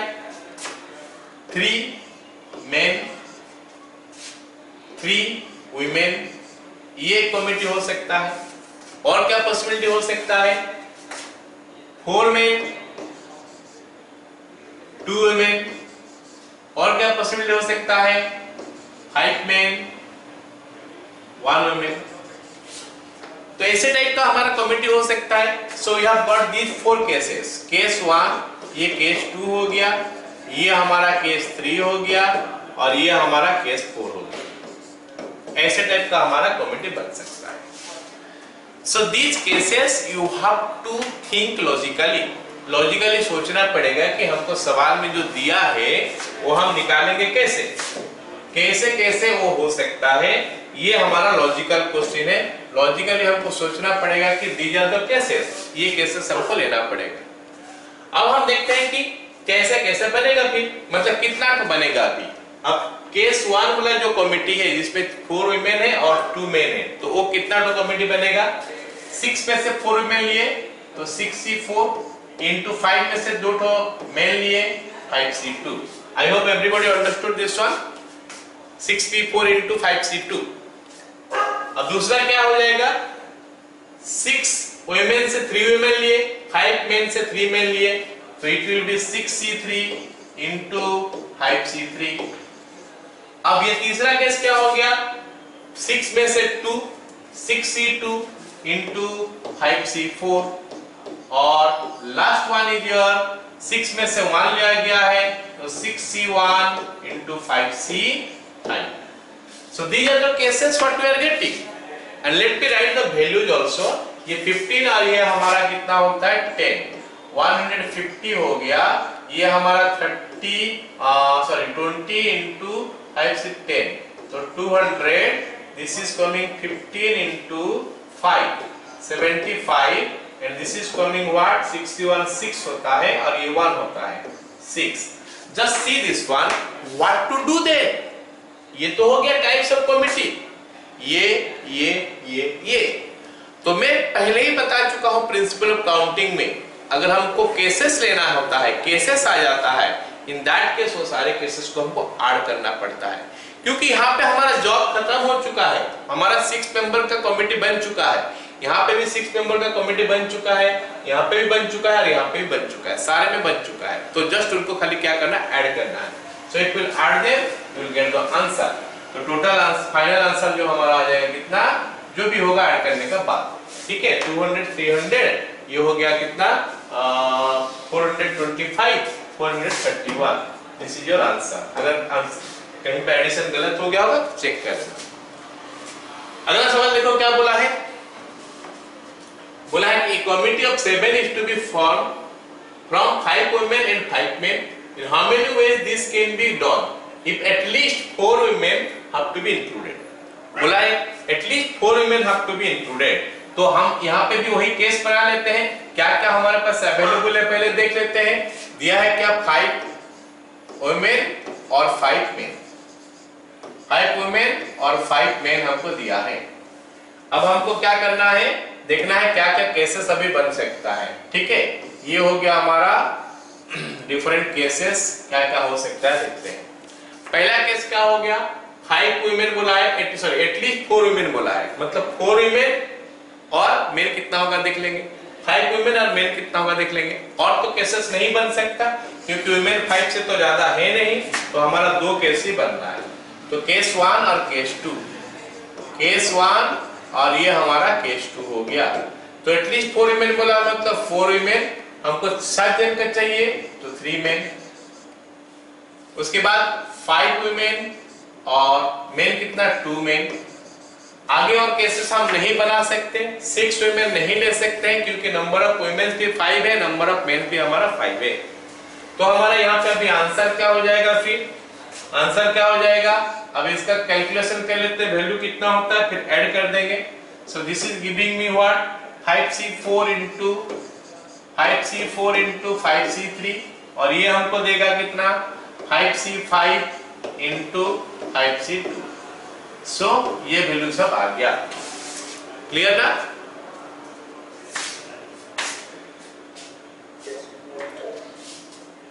नेक्स्ट क्वेश्चन देखते हैं। नेक्स्ट क्वेश्चन हमको क्या बोला है, नेक्स्ट क्वेश्चन हमको बोला है कि a committee of 7 is to be formed from 5 women and 6 men। In how many ways this can be done if women are in majority? Women are in majority। तो जो women are in majority बोल दिया है, हमको 7 जन में से women majority का मतलब क्या हो गया, 4 women 5 women 6 women और 7 women ऐसे लेना पड़ेगा। लेकिन women मैक्सिमम 5 है तो हम 2 केस ही यहाँ पे बना सकते हैं, केस 1 केस 2। केस 1 हमारा हो गया क्या 4 women और 3 men। केस 2 हो गया हमारा 5 women और 2 men। ऐसा क्यों, क्योंकि मेरे को टोटल 7 जन चाहिए। 7 जन में से अगर मान लेते हैं मैं वुमेन से स्टार्ट करता हूं, 1 वुमेन और 6 men, वो नहीं हो सकता क्योंकि वुमेन यहाँ पे मेजोरिटी में नहीं है। मेजोरिटी बोलने से वुमेन ज्यादा होगा और मेन उसमें कम होगा। तो हम देख रहे हैं क्या वुमेन हमारा अगर 4 आएगा तो जाके वुमेन ज्यादा है। तो वुमेन 4 मेन 3 7 जन हो गया। फिर वुमेन हमारा 5 मेन 2 हो गया फिर से 7 जन। अगर वुमेन 6 लेंगे वुमेन 1 लेंगे तो भी तो 7 जन हो जा रहा है, लेकिन वुमेन हमारे पास मैक्सिमम कितना जन है 5 जन है। तो इसीलिए हम यही 2 केस यहाँ पे ले सकते हैं। तो ये 2 केस में हमको आंसर निकालना है क्या क्या होगा। ये हमारा 5 वुमेन गिवन है और हमको दिया है 6 मेन। तो हमारा जो आंसर होने वाला क्या होगा 5C4 into 6C3। फर्स्ट एक क्वेश्चन में मैं बोल दिया कि ये दोनों को निकाल के मल्टीप्लाई करना पड़ता है। अभी डायरेक्ट में मल्टीप्लाई कर रहा हूं। आई होप सारे को समझ में आ रहा है। 5C5 into 6C2। तो 5C4 का वैल्यू 5 होता है, 6C3 का वैल्यू 20 होता है। 20 into 5 हो गया हमारा 100। ऐसे ही 5C5 1 होता है, 6C2 होता है 15। तो ये हो गया हमारा 115। You can do all the calculation by your own। In fact करना चाहिए सारे कैलकुलेशन ताकि कैलकुलेशन फास्ट हो जाए और कैलकुलेशन गलती ना कर बैठो कहीं पे। ठीक है। एनपीआर एनसीआर में फर्क होता है। एनपीआर हमारा उसमें खाली n - r फैक्टोरियल होता है, इसमें n r फैक्टोरियल भी एक तो डिवाइड होता है नीचे। ओके चलो अब अगला सवाल देखो। ये इंटरेस्टिंग सवाल है। ऐसे टाइप का सवाल हमारा जेईई में आता है, आया भी था एक दो बार। एग्जैक्टली क्वेश्चन मेरे को मिला नहीं तो मैं याद था कि इस टाइप का क्वेश्चन है यहाँ पे। तो ईमेल और मेन ना करके यहाँ पे एक तो दे दिया था फ्रेंच और अमेरिकन ऐसे कुछ दिया था, फिर इंडियन अमेरिकन ऐसे करके दिया था, है ना। क्या बोला है a committee is to be form from 6 women and 6 men। कितना जन का नहीं बोला है। इसका पहले सब क्वेश्चन में कितना जन का बोल रहा था, अब में कितना जन का नहीं बोला है। How many ways this can be done if the number of men is double than the number of women? Number of men is double than the number of women।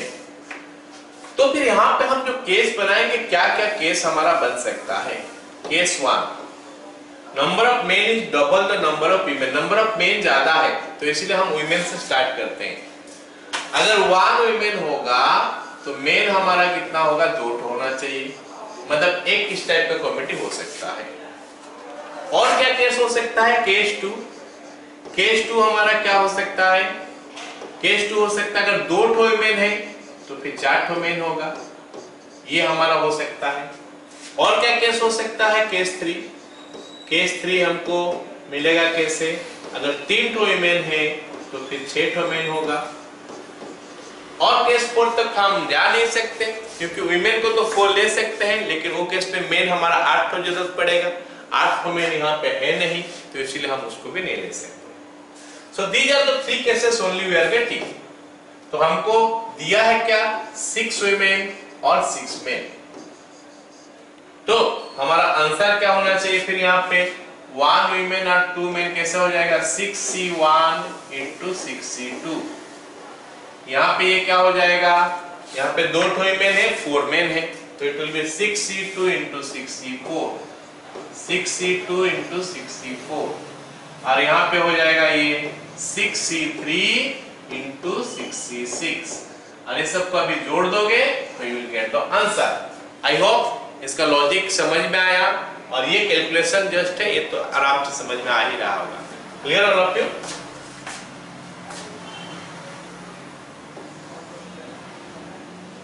समझ में आया सारे को। Okay let's come to the next one.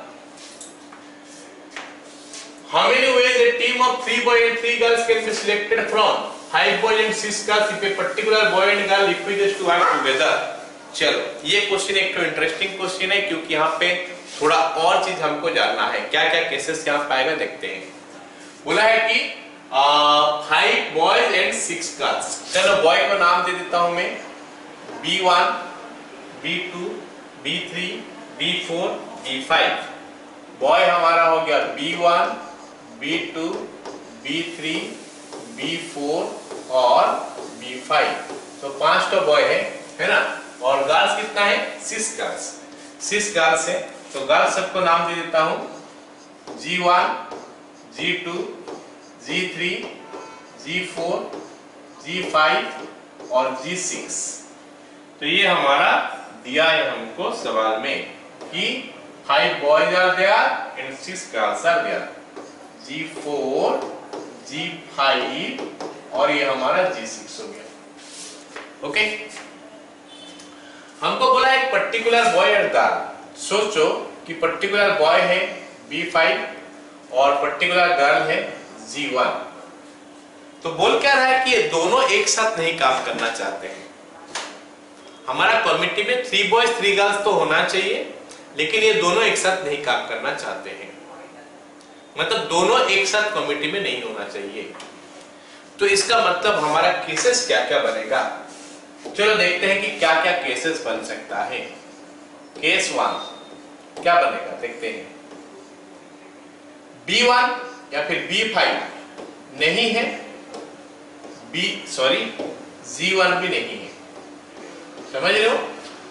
B5 भी नहीं है और G1 भी नहीं है, मतलब कमिटी में B5 भी नहीं है और कमिटी में G1 भी नहीं है। तो फिर वो कमिटी में जो 3 जन रहेगा वो 3 कहां से आएगा? 3 तो बॉय तो चाहिए, 1 2 3 4, ये 4 में से 3 तो बॉय आएगा 4C3, और 3 तो गर्ल चाहिए, इसको छोड़ देंगे 5C3। ये पहला पॉइंट सबको पता चला क्या? सो केस 1 खत्म। अभी हम केस 2 लेते हैं। केस 2 में क्या होगा?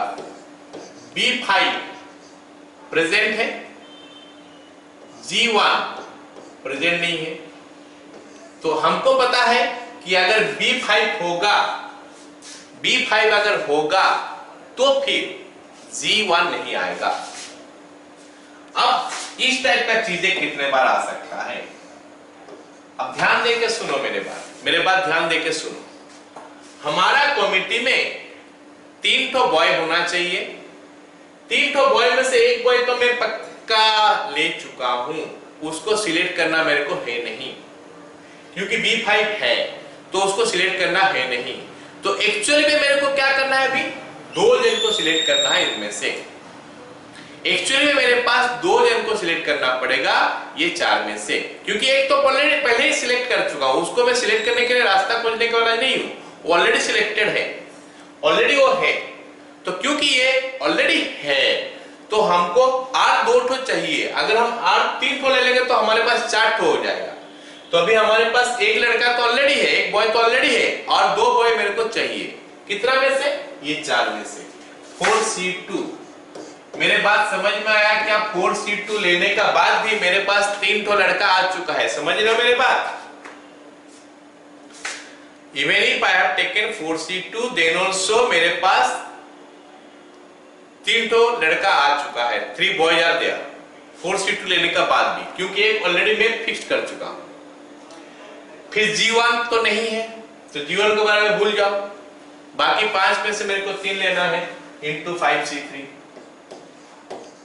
सो ये हमारा सेकेंड केस आ गया।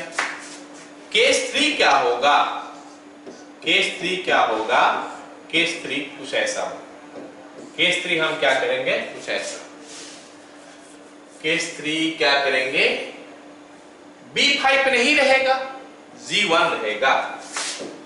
B5 नहीं रहेगा, B5 is not present, but G1 is present। ये हमारा केस 3 होगा।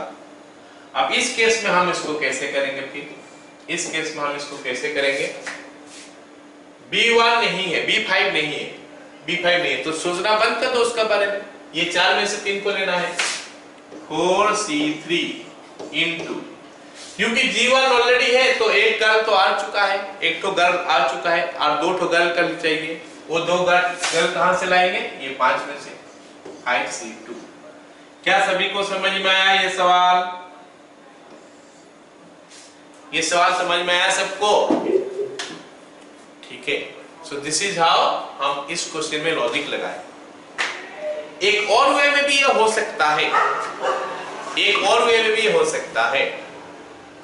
उसको हम लोग क्या करते हैं, माइनस का मेथड करके क्या करेंगे, 3 बॉयज 3 गर्ल्स को ले लेंगे ऐसे, आउट ऑफ 5 बॉयज 3 गर्ल्स, भाई कोई है तो हाँ 5C3 into 5C3 into 5C3 into 6C3, 5C3 का वैल्यू होता है 10, 6C3 का वैल्यू होता है 20, ये हो गया 200।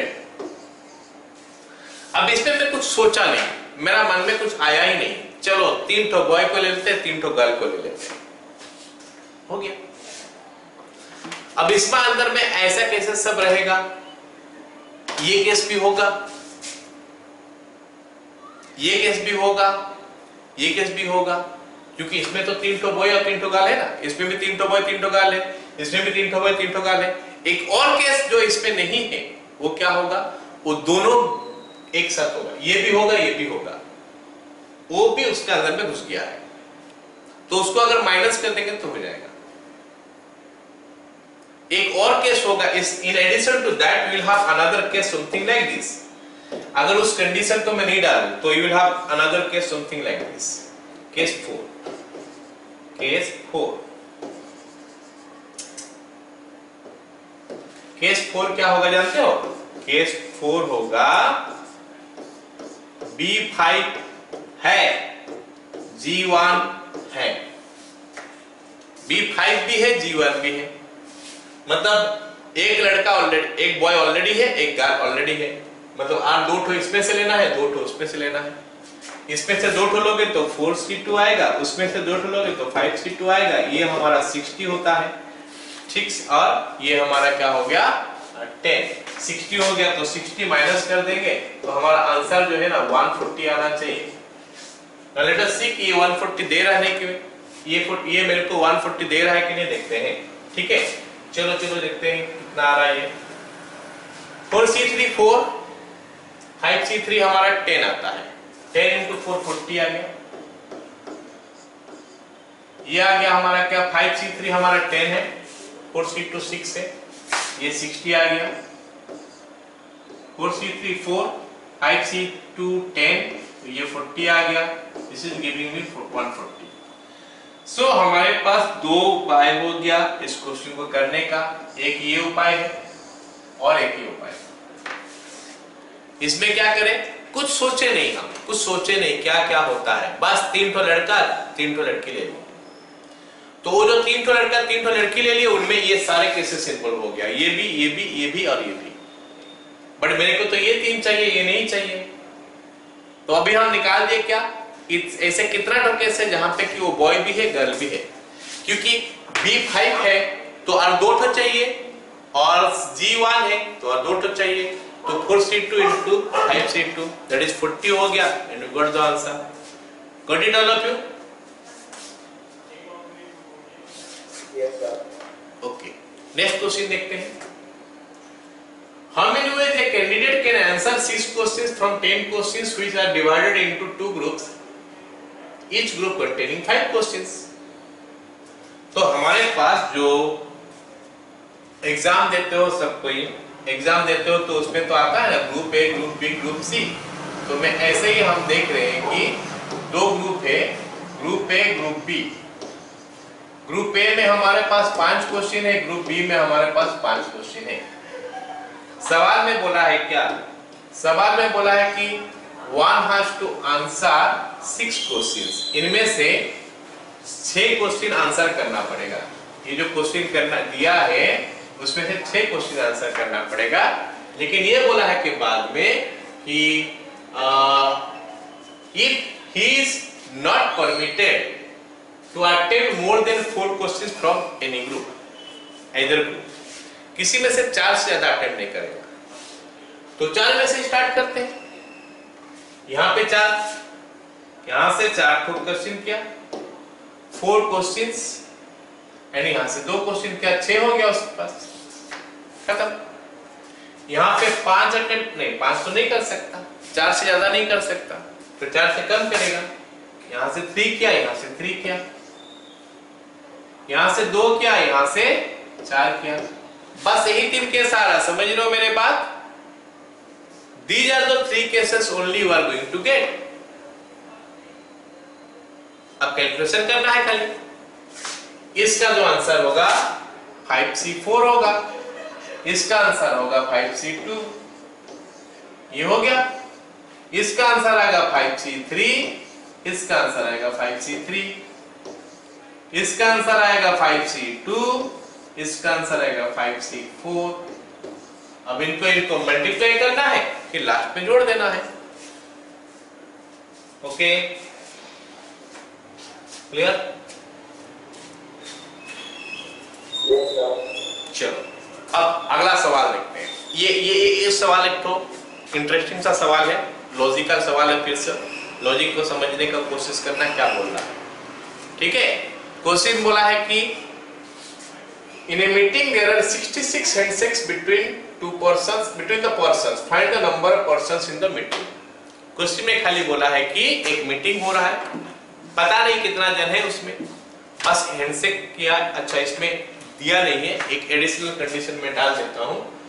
Find between the persons, find the number of persons in the meeting if each person shakes hand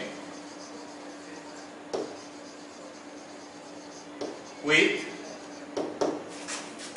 the other, ठीक है। If each person shakes hand with the other, तो बोला क्या है कि एक मीटिंग हो रहा है, हर पर्सन दूसरे के साथ हैंडशेक किया है और देखा गया कि टोटल नंबर ऑफ हैंडशेक्स जो है ना वो हमारा 66 आ गया। तो फिर बताओ कितना तो पर्सन उस मीटिंग में है। मैं फिर दिलाने के लिए सबसे पहले काम करता हूं, पहले नंबर ऑफ पर्संस कम लेता हूं, है ना, कम नंबर ऑफ पर्संस लेता हूं। मान लेते हैं नंबर ऑफ पर्संस क्या है, 4 ठो है, A B C D। सबसे पहले 3 ठो ही देख लेते हैं, A B C। मतलब सोचो कि 1 2 3 3 पर्सन है, 1 2 3। हम देखने का कोशिश करते हैं कि कितना तो हैंडशेक होगा। तो मैं काम करता हूं, 1 और 2 को लेके हैंडशेक बना सकता हूं, 1 3 को लेके बना सकता हूं, 2 3 को लेके बना सकता हूं। क्या समझ रहे हो? 1 और 2, क्योंकि हर एक दूसरे के साथ हैंडशेक किया तो 1 और 2 एक हैंडशेक करेगा, एक तो हैंडशेक हो गया। 1 और 3 एक हैंडशेक करेगा और 2 और 3 एक हैंडशेक करेगा। थोड़ा समझने का कोशिश करना, इसका आगे मैं बताऊंगा। अभी देखते हैं, A B हैंडशेक होगा, A C हैंडशेक होगा, A D हैंडशेक होगा, B C होगा, B D होगा, C D होगा। तो हम एग्जैक्टली कर क्या रहे?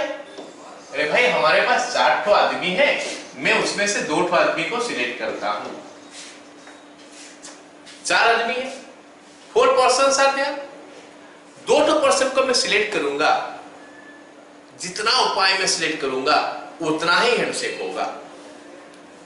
ये 4 में से मैं 2 को सिलेक्ट किया, A B सिलेक्ट किया, एक हैंडशेक हो गया। AC सिलेक्ट किया, दूसरा हो गया। AD किया, तीसरा हो गया। CD किया, चौथा हो गया। BC किया, पांचवा हो गया। BD किया, छठा।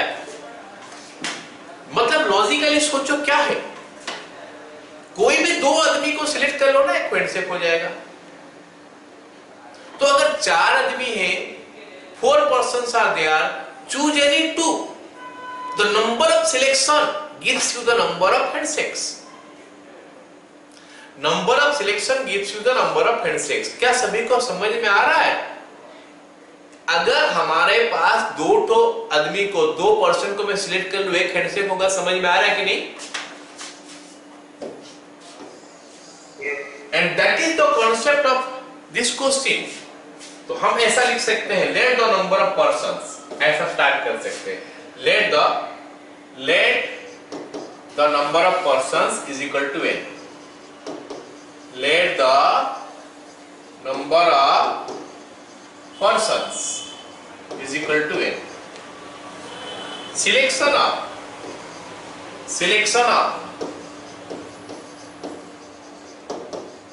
2 persons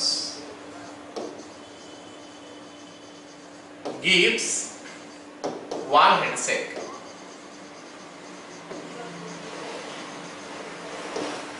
Therefore, number of handshakes is equal to number of selection of 2 persons from n persons। ये हमारा सवाल सॉल्व हो जाएगा इस लॉजिक से। तो नंबर ऑफ हैंडशेक्स हमारा 66 है।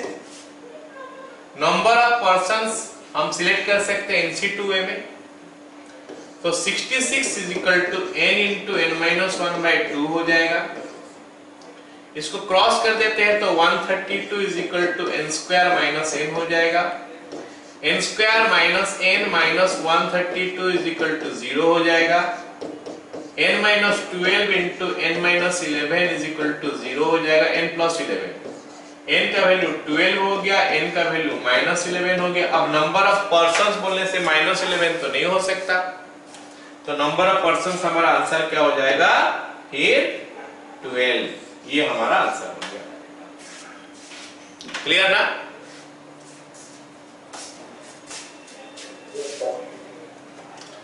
अगला question, a very similar type of question, बस वर्ड थोड़ा चेंज हो गया, स्टेटमेंट थोड़ा चेंज हो गया। It's a very similar type of question. इसका अगला क्वेश्चन जो होगा वो हल्का सा चेंज होगा। In a cricket tournament, there are 153 matches were played. If each team played a game with other, find the number of teams played in the tournament. Same way, let the number of teams is n. Let the number of teams is equal to n. अगर दो team को select कर दोगे तो एक match हो जाएगा, तो ही लिखेंगे selection of any two teams gives rise to a match। हो गया ना? कोई भी दो टीम को सिलेक्ट करोगे तो एक मैच बन जाएगा। Therefore, number of matches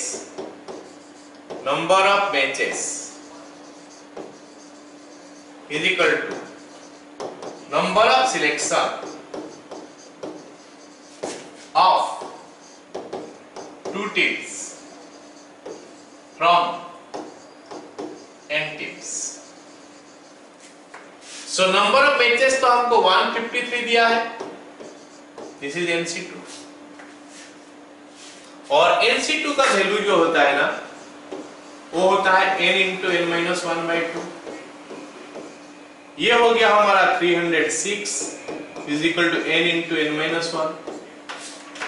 हम जब परमुटेशन का क्वेश्चन करते हैं या फिर परमुटेशन कॉम्बिनेशन का, हम कभी कभी इसका भी यूज कर सकते हैं। 18 into 17 is equal to n into n minus 1। Quadratic होगा तो बेटर सॉल्व कर लोगे, लेकिन ऐसा भी किया जा सकता है। ये दो कंजुगेटिव नंबर, ये दो कंजुगेटिव नंबर, इसको मल्टीप्लाई करोगे तो ये वो हो रहा है, मतलब n into n minus 1 is equal to this one. तो कंपेयर कर लोगे तो n का वैल्यू हो गया 18। This can also be done बिना क्वाड्रेटिक इक्वेशन के कर सकते हैं। क्लियर है ये सवाल? नेक्स्ट क्वेश्चन, लास्ट क्वेश्चन करते हैं आज का क्लास का। ओके, बाकी हम लोग नेक्स्ट क्लास में फिर से करेंगे। On the occasion of the new year, each student send SMS to other student. If total number of SMS is 930, find the total number of student in the class. Okay? अब ये question में क्या फर्क है देखो, मैं कम number of student लेके ही बता रहा हूँ। मान लेते A, B, C 3 तो स्टूडेंट है ना? मैं 2 तो स्टूडेंट को सिलेक्ट कर दिया, A और B को, या फिर A और C को, या फिर B और C को। अब सवाल में ये बोला है कि each one is sending SMS to the other, मतलब A B को SMS भेज रहा है और B A को SMS भेज रहा है। तो number of SMS will be 2 ना। A C को भेज रहा है, C A को भेज रहा है, फिर से 2 SMS, यहाँ पे फिर से 2 SMS। तो यहाँ पे फर्क क्या हो गया? पिछला क्वेश्चन सब में क्या हो रहा था, मैं अगर 2 जन को सिलेक्ट कर रहा था तो एक तो मैच हो जा रहा था या फिर एक तो हैंडशेक हो जा रहा था।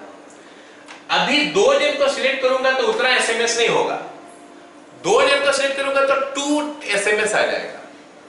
तो अगर मैं 3 ठो उपाय में सिलेक्ट करता हूं 2 जन को तो 3 into 2 हो जाएगा। समझ रहे हो मेरे बात?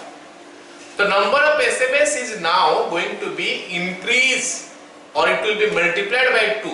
NC2 में अभी 2 मल्टीप्लाइड हो जाएगा क्योंकि वहां पे नंबर ऑफ मैचेस एक हो रहा था। ऐसे नहीं कि टीम 1 और टीम 2, 1 2 के साथ एक बार खेल दिया, 2 1 के साथ फिर एक बार खेल दिया, या फिर 1 2 के साथ हैंडशेक कर दिया एक बार, फिर हाथ हटाया, फिर 2 बढ़ाया हाथ और बोला कि हैंडशेक करो फिर से। वहां पे 2 हैंडशेक नहीं हो रहा था, एक ही हैंडशेक हो रहा था। लेकिन अब का केस में हमारा क्या हो गया, अगर ए और बी को मैं सिलेक्ट कर दिया तो एक ठो एसएमएस नहीं होगा, 2 एसएमएस होगा। तो इसीलिए क्या होगा, यहाँ पे NC2 के साथ into 2 भी हमको करना पड़ेगा। क्या सभी को समझ में आया? Yes, sir. Let the number of students, let the number of students is equal to n. Selection of any 2 students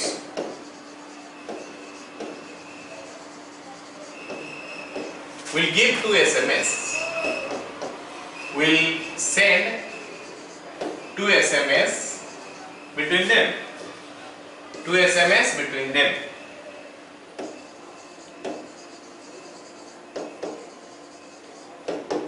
वहां पे 1 लिख रहे थे, अभी 2 हो गया। Therefore, number of SMS 2 into number of selection of 2 students from n students. ठीक है? So it is 930 here, 2 into NC2। तो 930 को हम लिख सकते हैं 2 into n into n minus 1 by 2, 2 to cancel। अब 2 तो कंजुगेटिव नंबर हो गया। 930 को मैं जानता हूं इसलिए लिख दिया, नहीं तो पूरा कर सकते हो सब कोई। n into n minus 1, सो n का वैल्यू हमारा हो गया क्या, 31। ये क्वेश्चन का आंसर हो गया। Okay, so with this question हम लॉजिकली काफी सारे क्वेश्चन के नेक्स्ट क्लास में और भी हम कुछ क्वेश्चन करेंगे लॉजिक के ऊपर बेस्ड होके होगा। तो हम लोग आज का क्लास खत्म करते हैं, नेक्स्ट क्लास से फिर आगे पढ़ेंगे, राइट।